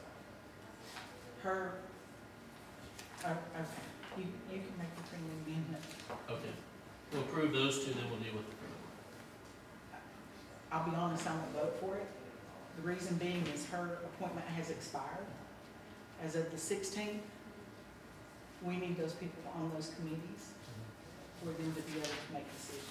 So that's one thing I wanted to check on as well, is when their term expires, they continue until filled. They continue to serve until filled, and then we just need to make sure, like Brittany and I more so just need to get together, make sure we've got the correct dates on everything. I don't think once they have expired that they have the ability to vote. I mean, that's what the code says. Okay. All right. Is that if their term expires, they continue until there's somebody needed. Okay. So, but I think, I'm not saying we don't. Make sure everybody got it. I'm just learning myself as we start talking about all this. Okay. So with that friendly amendment, I would second a motion for Bo and Jimmy. Okay, we have a amendment. Do we need to vote on the amendment first? She said it's friendly. Okay, can we have any more discussion? So this does not mean Danielle will not be put on her committee. It just means I'd like to meet her before she's put on the committee. I can tell you her time is limited. She has a small child that has genetic issues. She doesn't come over. So Well, maybe we I can can't get see a her resume. I can't see her coming into, her resume is she's a mother. She runs her home. She raises her kids. And she cares about the county. I mean, that's fine and good, but And I mean, that's not why you put someone on a committee. And she helps with the EDA. I would tell you that there have been people that, You know, the general public sometimes really ticks me off. You know, the statements made about Jimmy Taylor is he can't even read and write. Why would you have him on the committee? You've had people on that committee that were college graduates that did nothing. And I would rather have somebody on those committees that's gonna work, be willing to learn, as opposed to those educated people that's gonna sit there and do nothing but twiddle their thumbs. And I'm in favor of Jimmy. I'm in favor of Bo. I just don't know her. I'm not willing to put someone on that I don't know. But we can approve the first two, and then if you want to make a motion or whatever for the third. Do you know her, Linda? No, Sounds but like she's you need willing, willingness means a lot. it means a lot with, yes, I agree, because right now, there's not a lot of willingness to do anything, and I'm talking, over the board. And she's gone up there and scrubbed that house. Yes, the house has been cleaned, she's been there too, and she looked for furniture and stuff when we needed furniture. And Rob, I mean, you got people that are willing to do it. Yeah, and I'm willing. I just would like to see something, who she is and what she's done. That's all I'm asking. We'll have a vote on the first two, then you can make another motion. So please, can we have a roll call vote on the first two? Why make everything so complicated? Why not do it all at one time? Yeah. Well, is there, I tried. I'd say go Do for you it. know her? You know No, I don't know her, but her? I mean, they know her, so I will take their word for you it. would take their word for it. She's done good so far, hasn't she? Yes, she has. What's wrong? I mean, I We should meet cleaned, we've decorated, we went up and done, changed, I mean, I She's spent a done lot of what money I on do, this so house, you know. go for Yeah. I mean, I have no doubt she's a good person. I don't know her. And we used to have the EDA applicants come and address the council. I said call for the question and I'll make my motion. okay, we have the call for the question. Is there, we have a vote to call for the question. Nobody objects. Okay. I think we have a roll call vote on the amended motion. Hawthorne, Yes. Hall, Yeah. Kennedy, Yes. Mullins, Yes. Powers. Yeah. We all Okay. agree. And with that, I will make the motion to reappoint Danielle Boggs to the EDA. Okay, we have a motion, do we have a second? I second. Okay, any discussion? I'm sure this is a fine lady, but I've never met her. I don't know her, and I'm not willing to put someone on the EDA that I don't know. Okay. Any more discussion? Can we have a roll call vote, please? Cawthorn, No. Hall, Yeah. Kennedy, Yes. Mullins, Yes. Powers. Yes. Motion passes. Is there any more discussion on tourism committee, Or, Tourism committee. planning commission, EDA? Is there any more on EDA first? No. Okay. Planning commission, we talked about that. Okay. Now we'll move on to tourism committee. So, you know, Debbie did tell us her, Linda, and Mr. Short are pretty much the members of the tourism committee. And we are trying to combine the events and planning committee so that we can help them and in turn they can help us. Some months back, the county, we lost the seat on the county tourism committee for Pound's representative because one of the board of supervisors didn't so much want Debbie there because she's not in Wise County. Debbie works her butt off for the tourism. And they may vote on it, but I feel like it's our right to choose who we want to. We did try to put some other people on there, and those other people could not attend the meetings because of work schedules and such. So at this point, I'm making the motion that we ask Randy to have Debbie reappointed to the county tourism committee. Okay. Do you have a second to that motion? Second. Okay. Any discussion? I would, let's see, there's 3 on the committee. That's Linda, Debbie, and Short. Mr. Short. oh, Merle. That's right. Linda, would you be willing to serve on that since you're from the town? You're the only one from the town? I would love to, except I go to Florida for a full quarter of the year. And that kind of eliminates me from being an effective anything on these good committees. So what you're saying is that the board of supervisors turned her down, or how does that work? Well, I'm not gonna throw the board of supervisors member under the bus, but yeah, he said because she didn't live in Wise County, he didn't feel like she should be there. I feel like it's their choice. They can vote on it as far as that goes, but, you know, we should be able to pick our representative. And I certainly would argue that point. And when did we appoint her to the board of supervisors as our tourism representative? You know, that Debbie, that was before my time. 6 years, so appoint every 6 years, is that? You did 5 years. 5 years. I've been off of it for almost a year. Okay. Any more discussion? Can I say something? One other thing? Go ahead. The representative from St. Paul actually lives in Russell County. And they made an exception for her recently. Because she's done a lot for St. Paul. That's kind of popcorn, Yeah. black, isn't it?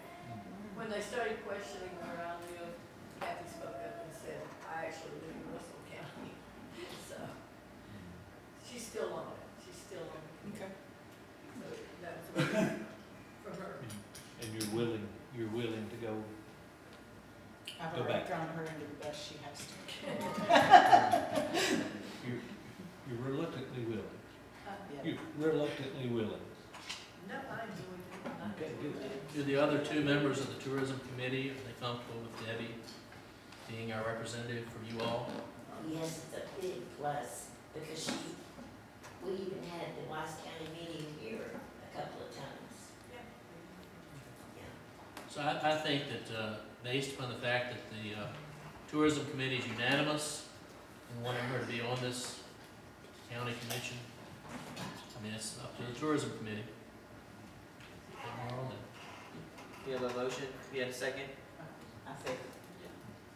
Anyway, any more discussion? Okay. Can we have a roll call vote? Cawthorn, Yes? Hall, Kennedy, Yes. Mullins, Yes. Powers. Yes. Okay. We move on to old business, the audit update. Is there an update on the audit? I've been, trying to stay in touch with them this month. They did call me back today and tell me that the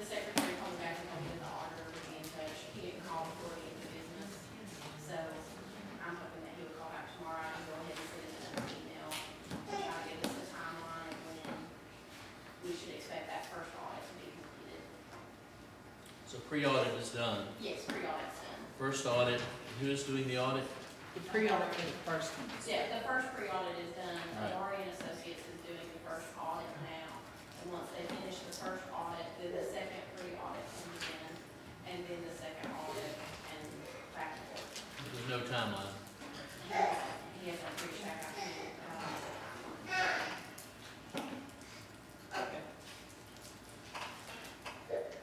Any more discussion on the audit update? Okay. Number 8, grant update and slide update. Updates. Ambler, we're waiting on the audits. BDM, the blocks are ordered. McFalls has been in and set the, what's it called? The ledge for GSI to work off of, the shelf for GSI to work off of. And right now, we're just waiting on the blocks. The provider of the blocks, I did call them yesterday, and they said that they would have us an update within the next couple of days as to when those will arrive. MAV, we have some issues that we need to talk about in the closed session, and that's the reason for the closed session. And that is which one? Monument. Monument. Yeah.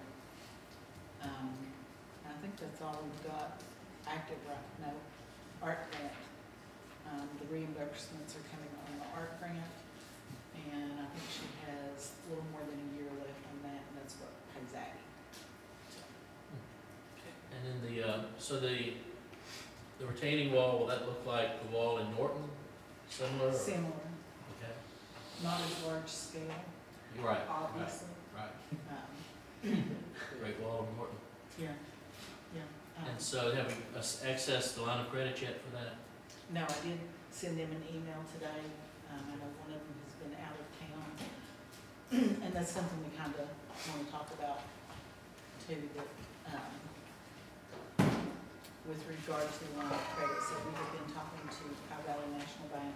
That is who Farmers and Miners suggested we talk to. We did talk to Wells Fargo and, right? Wells Fargo. And they're not really saying anything right now. There was a lady that wanted some information, but she didn't send me what she wanted. The Powell Valley National Bank would like us to put some of our money in that bank, and I get it. And I'm not opposed to doing that. I don't want to leave Farmers and Miners high and dry because they've been very good to us. We pay no service fees or anything of that nature. But, you know, I did tell them I wasn't opposed to giving them some of the money. And they do have some services that would be beneficial to us, like we could have people pay their taxes. Do I think somebody's going to go to Wise Big Stone to pay at Powell Valley National Bank? I don't. I do think if they're out and about and they say, oh, I've got my taxes in my purse, let me put it in the night drop. So they have a service that they can automatically read that and put it into our account. So, you know, having an account that we could do that with, I don't think is a bad idea. And we are back to a situation of we have no bank. Our council could have stopped new people's banks from going out. That didn't happen. So we are in a bank desert. So we did talk to Powell Valley National Bank about the possibility of getting a branch here. I don't think they're willing just yet, but I don't think it's completely out of the question.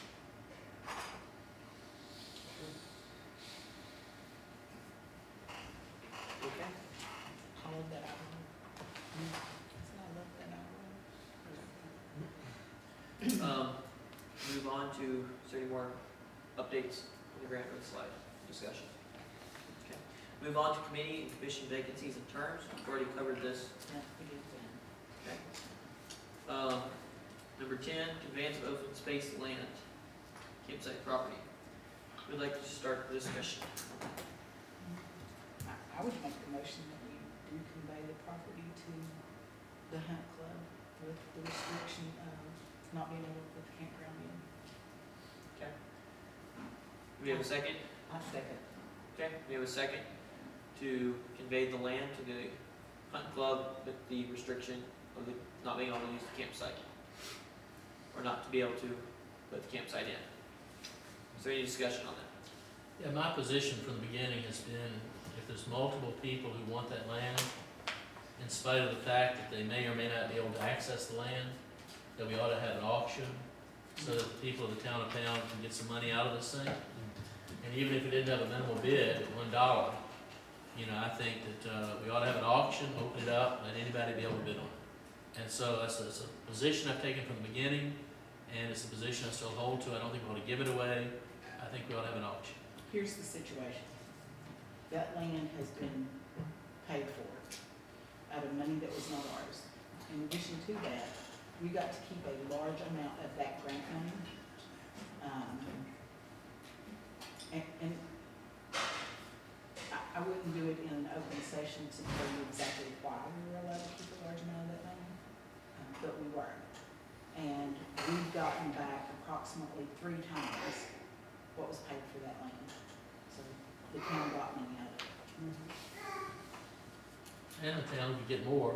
I'm sure you wouldn't want to put floodlights, Any more discussion up here? Any more discussion? You were saying something back there.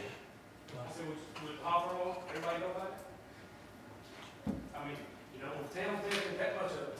So, I mean, hold on. Are you asking that he have the authority to address the council? Yeah.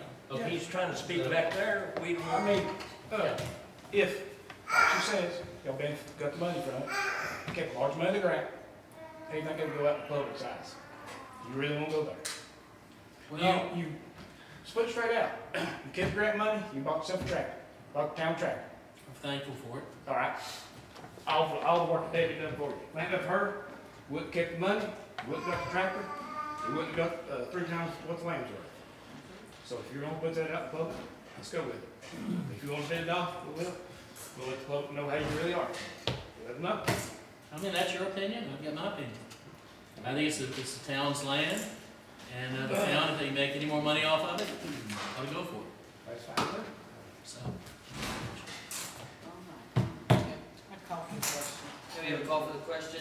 Is there anyone who stands in opposition to the call for the question? Yeah, just before the debate ends, I did want to inform the council, I think pursuant to the Constitution of Virginia, you're going to need a 3/4 majority to convey the land, and a simple majority to lease it. I just wanted to make that clear, allow for the council to ask any questions they have in case that spurs you more debate. We have a call for the question.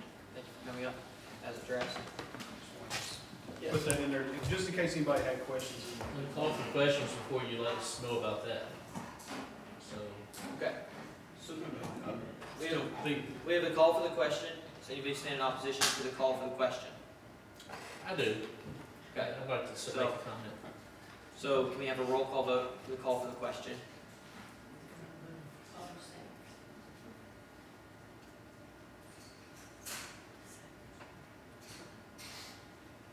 Hawthorne, No.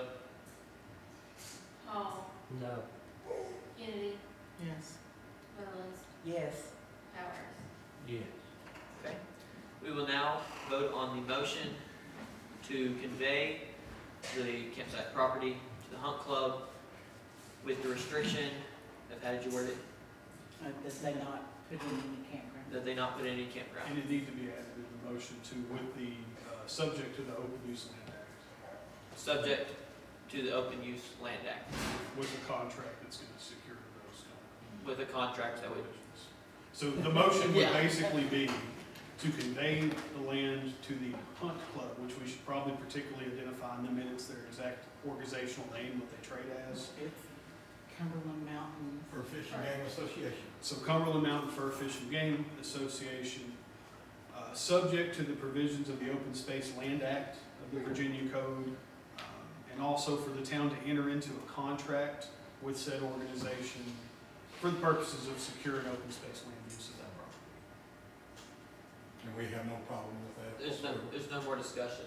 So, The attorney only, just wanted to make sure that was. Enter into a contract, what was the rest? So enter into a contract with the Cumberland Mountain Fur Fish and Game Association. Yes, sir. To ensure continued open space land use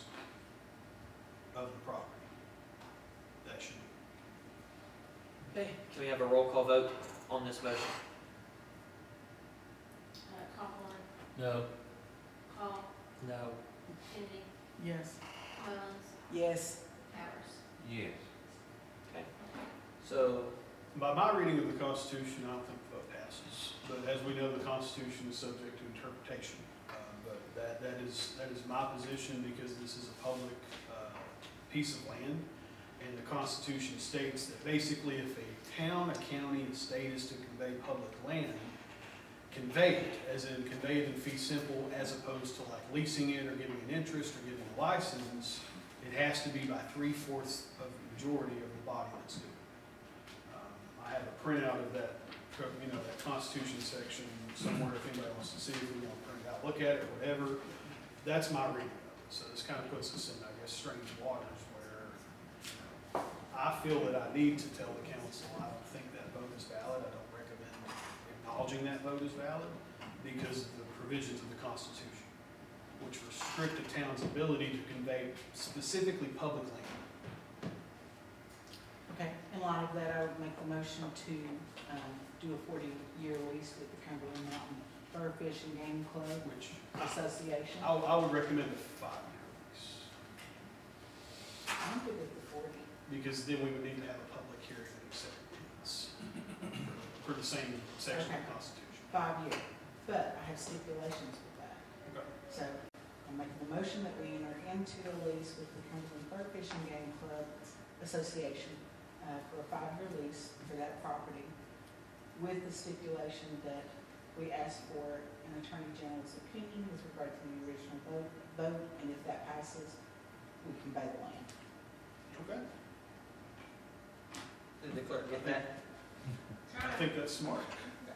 That we ask for Attorney General or what? Look into the- Opinion. Because then we'll be able to settle Yeah. that question, I think, pretty solidly. So, Oh, my Okay. damn. Okay, we have a second?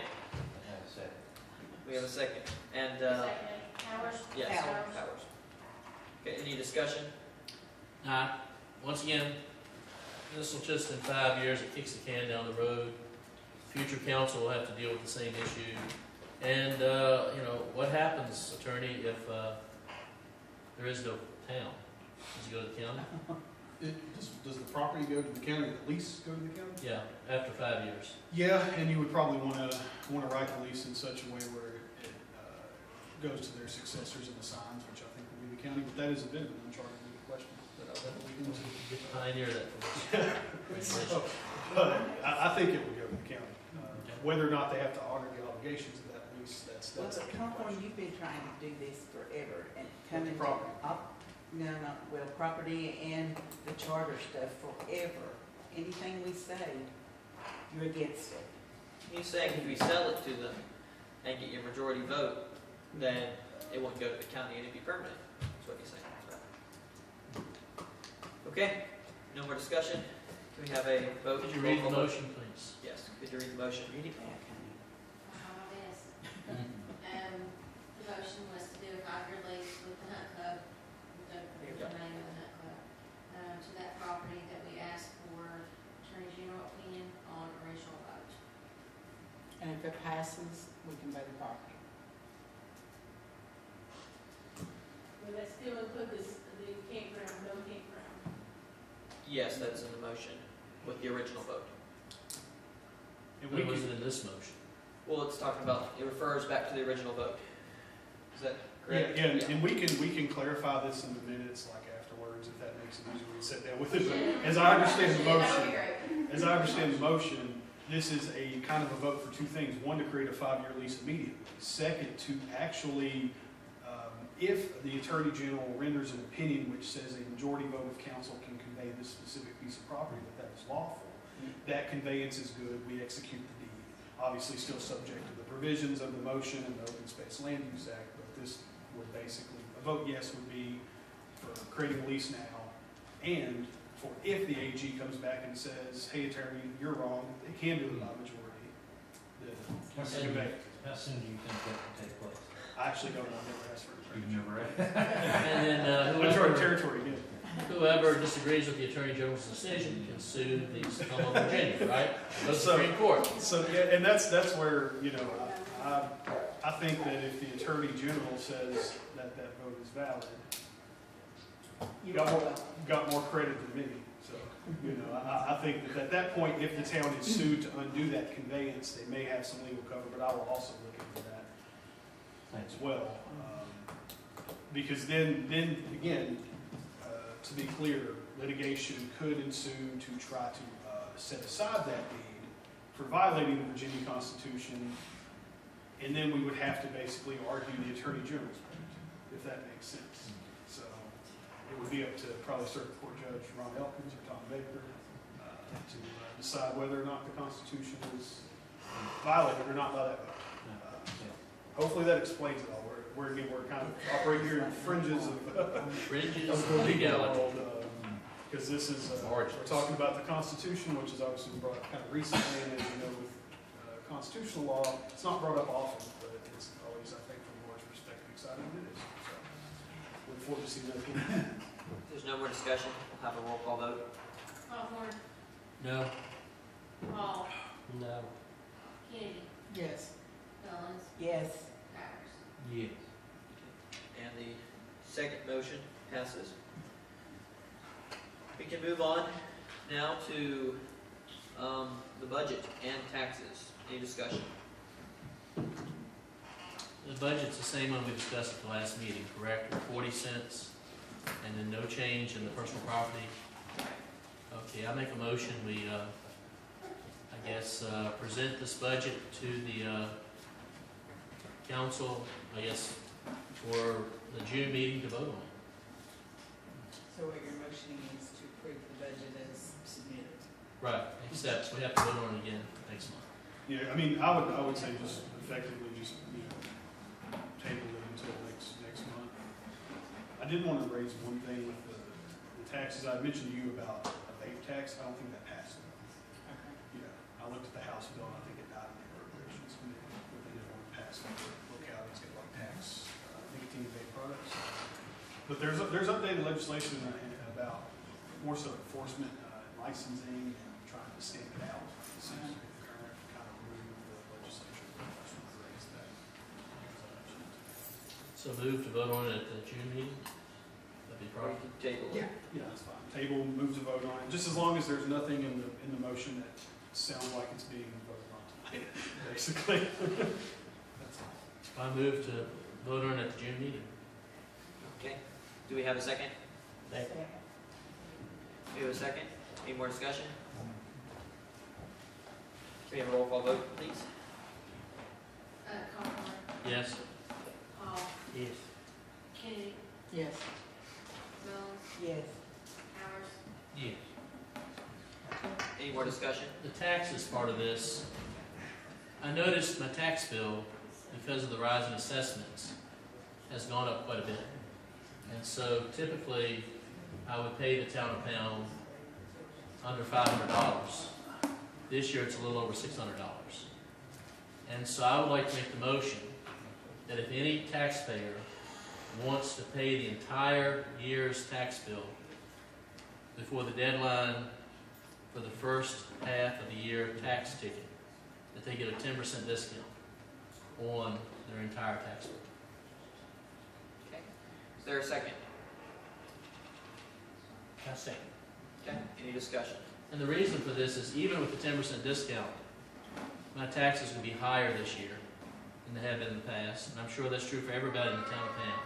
So if they were to give us the entire amount up front before the first ticket is due, which would probably be maybe 20 of us, whoever does that would get a 10% discount on the overall tax bill.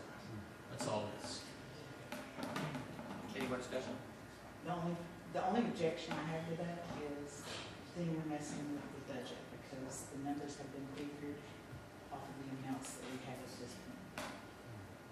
I think that the numbers in the budget were based on the old assessment rates. That we're not. So you knew the taxes would be higher. We split it for the tax rate that we have currently, which is 44, 44. and 40 cents for the second half. So, yes, you will be messing with the numbers. So attorney, could we give 10% back on the total tax bill? So you would need to, I think, probably look at the budget again to ensure that the budget you're adopting at next month's meeting is accurately reflecting that. You don't need to advertise anything additional though, and I mean, generally, even without that point, Councilwoman Kennedy, I believe that it would be important to not vote on that until the next meeting, as not to violate the requirement to wait 7 days between hearing and imposition. Nothing was done differently this year than what was done last year with regard to the budget calculation. Last year, when we calculated the budget, you wanted the 1 cent drop. That was the compromise, the 1 cent drop. So we did those calculations based on the first half at 45 and the second half at 44. But the assessments are different. Pardon me? The assessments are different. My first Yes. half of this year is Yes, quite a but bit we more than the already second had half those of last year. numbers. We couldn't send out the tax tickets unless we had the new assessment.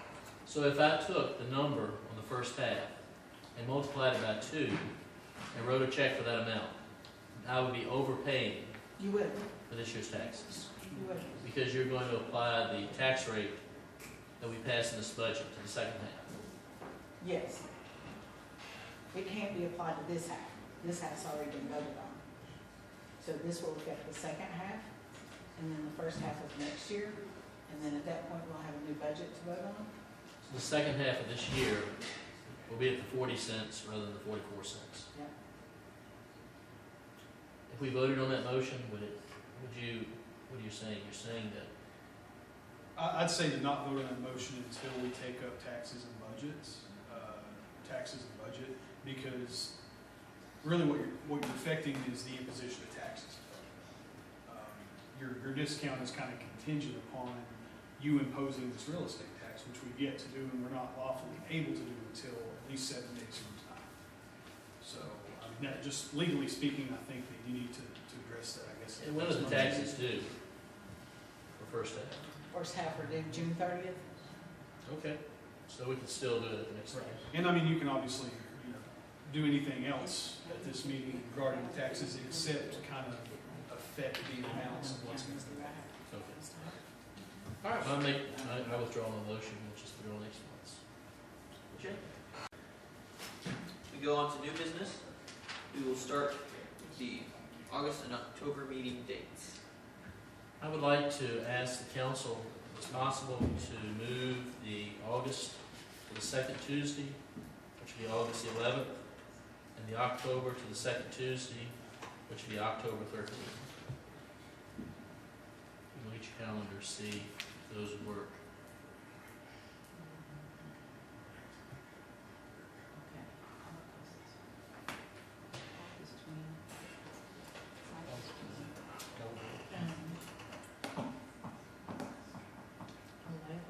It'll be October 13th and August 11th.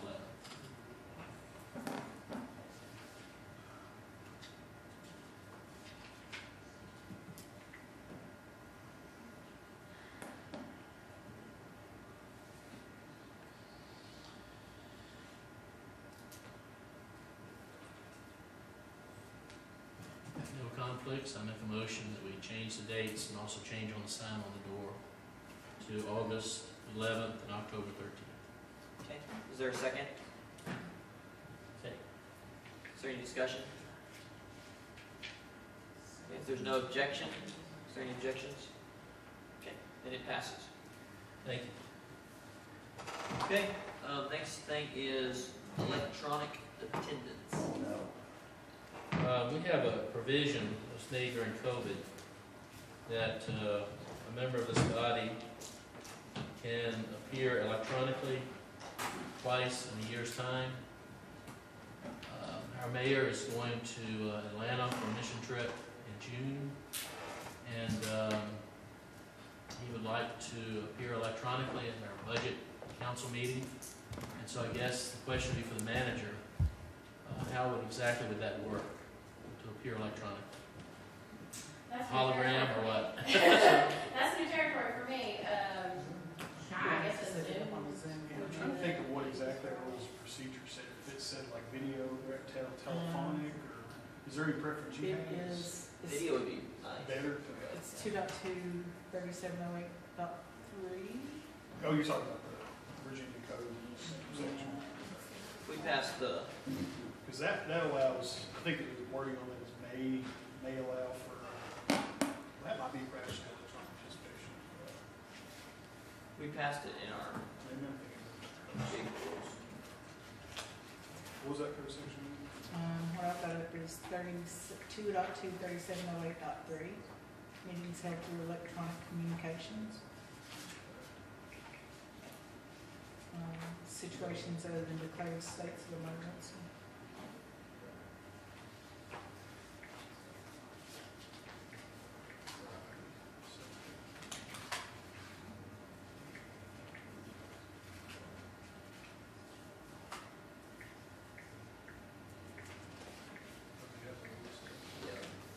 Because I believe, I mean, I think, Okay, it talks about it, because that would have been in accordance with this, which this actually may be dealing with the entire body. Nope.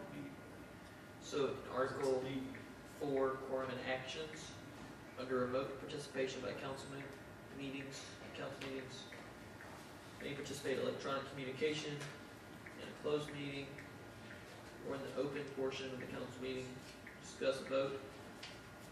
On the motion to convene in closed session, motion to return in open session, certification required pursuant to Virginia Code 2.2-3712 through electronic communications from a remote location that is not open to public as provided by Code Section 2.2-3708.2, subject to the following requirements.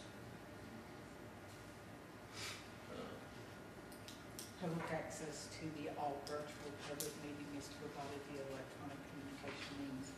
That refers to the complete body, Yeah, the way I read that. that's what I was talking about there, but I was looking at the subsection B, which basically says individual members, which I'm not sure where you're not voting, John, I don't know if you look at that as being a member or as the chair. So, because the requirement is that you notify the public body chair, which I think is what we put in our rules of procedure. Here's Was this. that you be notified, basically, in advance It's to a council member. of it happening.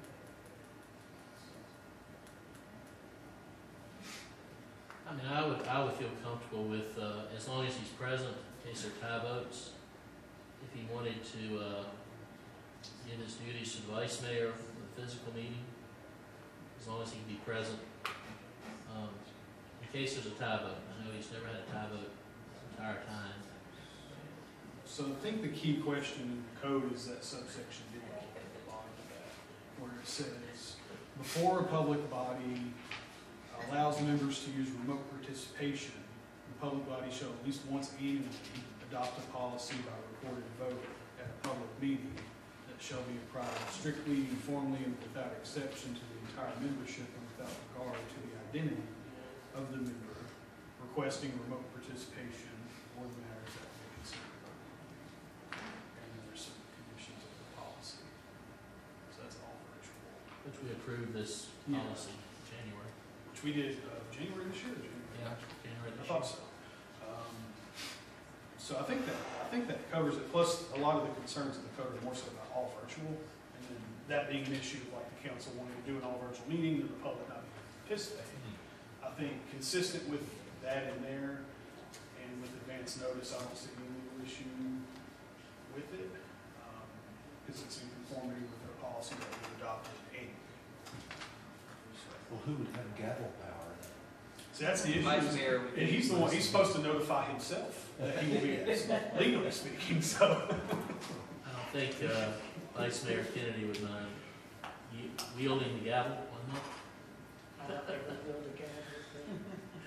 I'll throw it at us. That might be a possibility.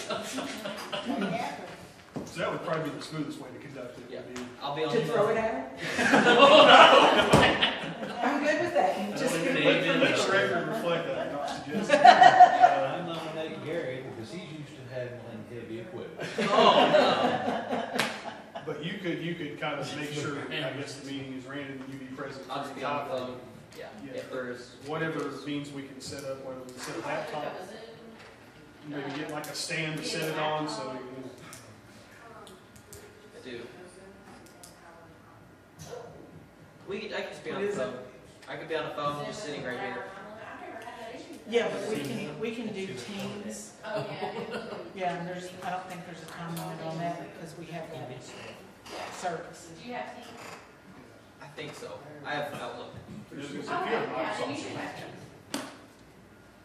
We can work something out after the meeting. Yeah. Or Google Meets. You know, there's all kinds of options that don't require paper. Okay. Well, we'll work something out, and we'll plan on doing it in June. Sounds good. Okay, now we have, the advice of legal counsel going to closed session. Yes, we'll need a motion for that, if anybody wants the specific language for the motion. Making a motion to go into closed session under Virginia Code 2.2-3711A7 for the purpose of legal advice with our attorney. Do we have a second to that motion? I second. Okay, we have a second. Any discussion? Howard? Okay. Do you have any discussion? Okay, well, we have a roll call vote. Osborne. Yes. Paul. Yeah. Kennedy. Yeah. Mullins. Yes. Howard. Yeah. Okay, and the motion passes. We will be back.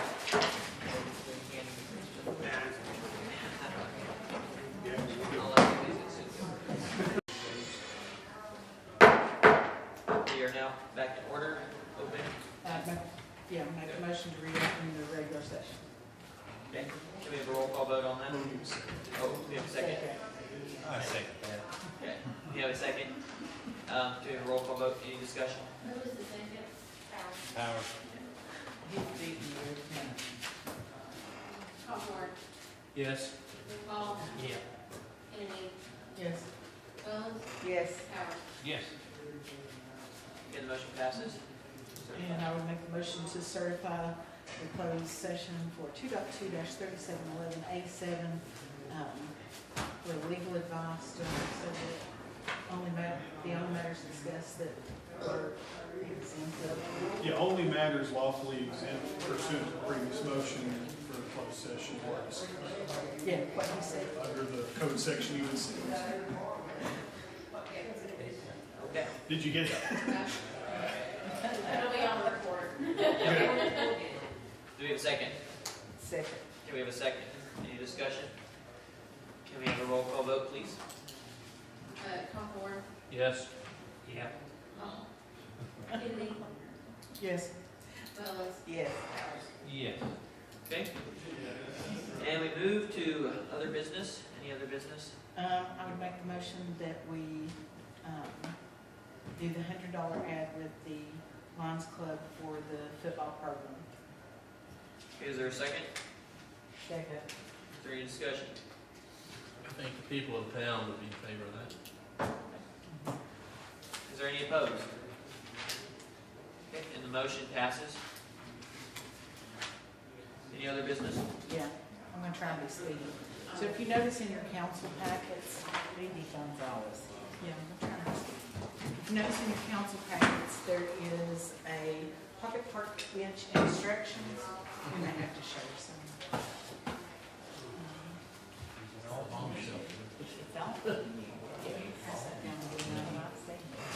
You too, Sharon. I think. Yeah, you can share with, no, that's just, you can share with Kaylee and then Gary. You can share. I got one, I think. All right, so there was the instructions to build a bench, and there is a user guide for benches that the Virginia Tech students did for the Pocket Park Monument.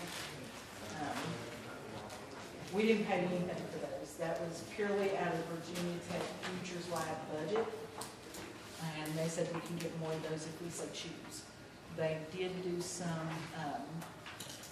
mock-ups of some banners that we might recommend getting made through, if you want to, that we might look into having made through UVA. I think maybe that they may have an option to make those banners at a pretty cheap rate. It's all about branding and promoting the town. So this was their presentation. The first page is just basically the town and what they looked at changing or fixing or helping. So these are the banners, and they're proposing found in town. So these are the things that can be found in town. Fishing, crafting, adventure, storytelling, history. Very pretty little banners. Now, what does it mean that the theater building is full? That means that they looked at that and did a mock-up on things that could be done with it. They made 3 trips, and each time the first trip they came in, they looked at everything. The second time they came in, they gave ideas. And then the last time they came, they took notes from the things that were said at those meetings and made changes. So page 2, the branding, they give some little suggestions with things that we could make as far as a town logo. Very cute. And also the t-shirts, of course, they're found in pound, and they can write their name on it or whatever. The page 3, streetscapes. So they were looking at the option to connect the pocket park to the upper area where the church is. I know that the original plans on that showed like kind of an overlook, and they were looking at ways to connect the two. If you look down at the bottom, the footprints showing going up those steps up to the church. They also suggested pulling in the welcome to pound signs, and those are kind of represented in those pictures as well. Number 4 actually shows those little banners, and talked about the improvements that we could make to the downtown area.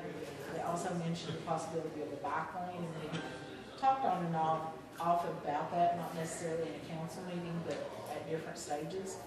There is one on page 5 that I thought was a really good option if we were to ever go that route, which was the first one up on the left-hand side, which would be like a 16-inch barrier that would separate a biker from the actual traffic. Page 6, they looked at town hall, so they are very aware of the issues that we have here and what we might need to do to correct those. And they're looking at grants now to get the process going with regard to planning and being able. And all of these things we can use for grants to apply for funding for these things. So what they're suggesting with regard to the town hall is basically taking the steps out the way they sit out here and making it kind of a level area so that it's at door level. And then you do have steps to come up into town hall. But the way they've got it set up is you would have 2 entrances, one in the back and one in the front, and then there would be a handicap access on the side. So that's kind of what's represented there. And then on page 7, it gives you a better view. The top part shows the side view where the handicap ramp is. And then the bottom shows the actual front of the building. They're suggesting putting the original windows back into town hall, which would bring in some natural lighting. Page 8, we talked a lot about the layout of town hall, and this was kind of what they came up with as far as the layout. It would move the offices to what is now the back end of the council chamber, and it would put storage, employee restrooms, and like a little break room area up in this section. So you can see there the hallway that shows the entrance from the front and the back, and the back would be a handicap entrance. The green area that you see right beside of that hallway are public bathrooms. The kind of orange shaded would be storage areas. The, I guess, almost purplish color, lavender color is what they have suggested for the police department. And the green area is the council chamber, and behind that is an additional kind of break area. What they suggested there is maybe closing the hallway off down here so that people will have access to get to the police department during closed hours and wouldn't necessarily have the opportunity to get into the admin area. They The hallway, if you look at the council chamber, there's a thick wall that goes down the left-hand side, and that one would not have glass on the back. The ones that go through the center would have glass on both sides, and it would create more of an opportunity to display those trophies and so on and so forth. Number 9 is the same layout, but they show the hallway opening upwards so that it gives a view of more the height of the building. Page 10 is the police department that they did a little mock-up on and suggested a skylight. I did tell them I didn't want them to have a skylight because I didn't want them to have that much joy. Is that a big window in the police department? Yeah, the skylight. Yeah, the skylight, yeah. I mean, is that from the hallway, window from the hallway? It looks like it may be one of those blocks, those glass blocks. Yeah. So that you don't necessarily see in. They're looking at ways to create more natural light. Yeah. The page 11 is basically the council chamber. It looks like they have it set up for permanent seating type situation. Doesn't mean we have to do that as far as that goes. I think we would be better served to have some kind of chairs that we can take up and put down. That way that area can still be used for picking and pound if we so choose.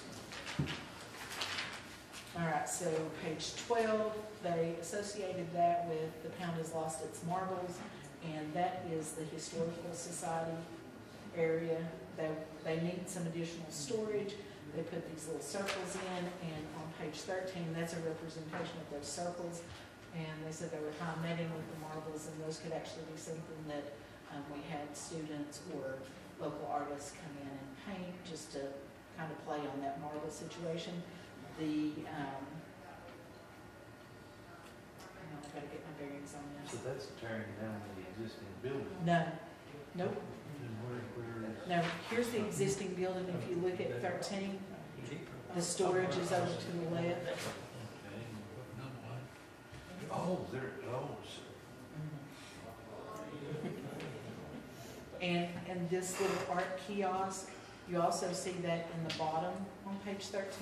So this is something, and it was absolutely so cute that it's one of those things you think, why would we not do that? So what they did was they built this little art kiosk. So we had talked about the possibility of ghost tours through town and having some sort of mobile something that might serve as stations for people to stop at and get one of these little ghost tales. This is pallets. They repurposed this out of pallets. And what you can't see there is they have it set up so that there are little benches that fit into the sides of the wall, also made from pallets that you can pull down and people can sit on. They will, once they do their presentation at Virginia Tech, they will give us the models. They give the models of those. Page 14 does show the pallet house. And what looks like shelves in that bottom picture are the legs of the little benches.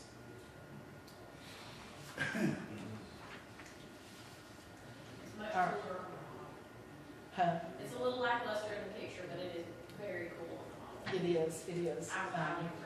So the theater building, and speaking with the architect professor, we talked a lot about that theater building and the fact that the wall that faces the street is unstable. He says that building can be saved.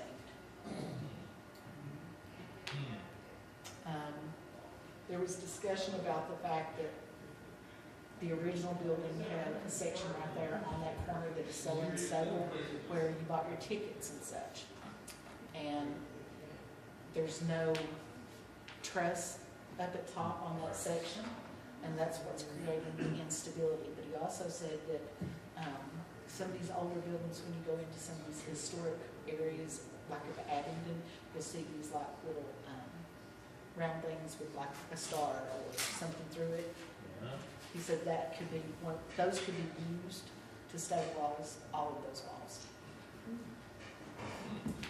So what they did as far as the mock-up there was the pink space that you see in 15 is they suggested, small business incubators.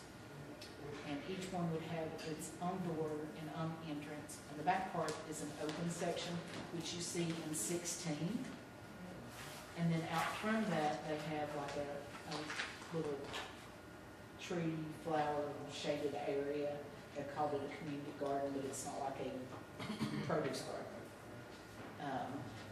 And then in the center, when you look at 16, they have stalls set up for like, temporary sales. The tables could also be removed if you wanted to hold an event in that area. And we talked a lot about the wings. If we had a place to put wings, and we do have the option to purchase wings from an artist that I met through MAD. That's a draw for a lot of people, is having something in the background they can take a picture of in front of, and it looks like they're wearing wings. Yeah. So they did a play on that. And then 17 is a view from inside of those incubator shops. And if you look on the left-hand side down at the bottom, each area would have like a hallway entrance going into it, and then those incubators would have doors of their own. So those are just suggestions, but all of these are things that we can use for grants. Would those areas be like rent, somebody has to bake goods, and they You're talking about the temporary stalls and the incubators. The incubators generally is a place for people that might be interested in opening a business, and they're trying to kind of test it out. So, yeah, they can be limited for, generally it's a minimal fee to give them an opportunity to see if they can make it in a larger setting. Does that make sense? There would, and the way they've got that set up, if you look on the bottom, this section over towards the right-hand side, they've got a storage area as well as bathrooms set up. So there might have to be some water and some power there, either way. And then the back wall there, they said that, you could even plant produce back there if you wanted to run up that wall, and, And so this is a step-by-step grant process project. Is that correct, or is it? No. Okay. No, what they do is they come in and it gives the students an opportunity to look at different things and see what they can be. Okay. I can tell you that they did this a few years ago in Pocahontas, and Pocahontas at this point is kind of making some of their suggestions come to fruition through grants and such. So, they're giving you options and things you can look at, but they also give you this mock-up so that you can use that towards applying for grants. Motion to adjourn. Motion. We got it. Any opposed?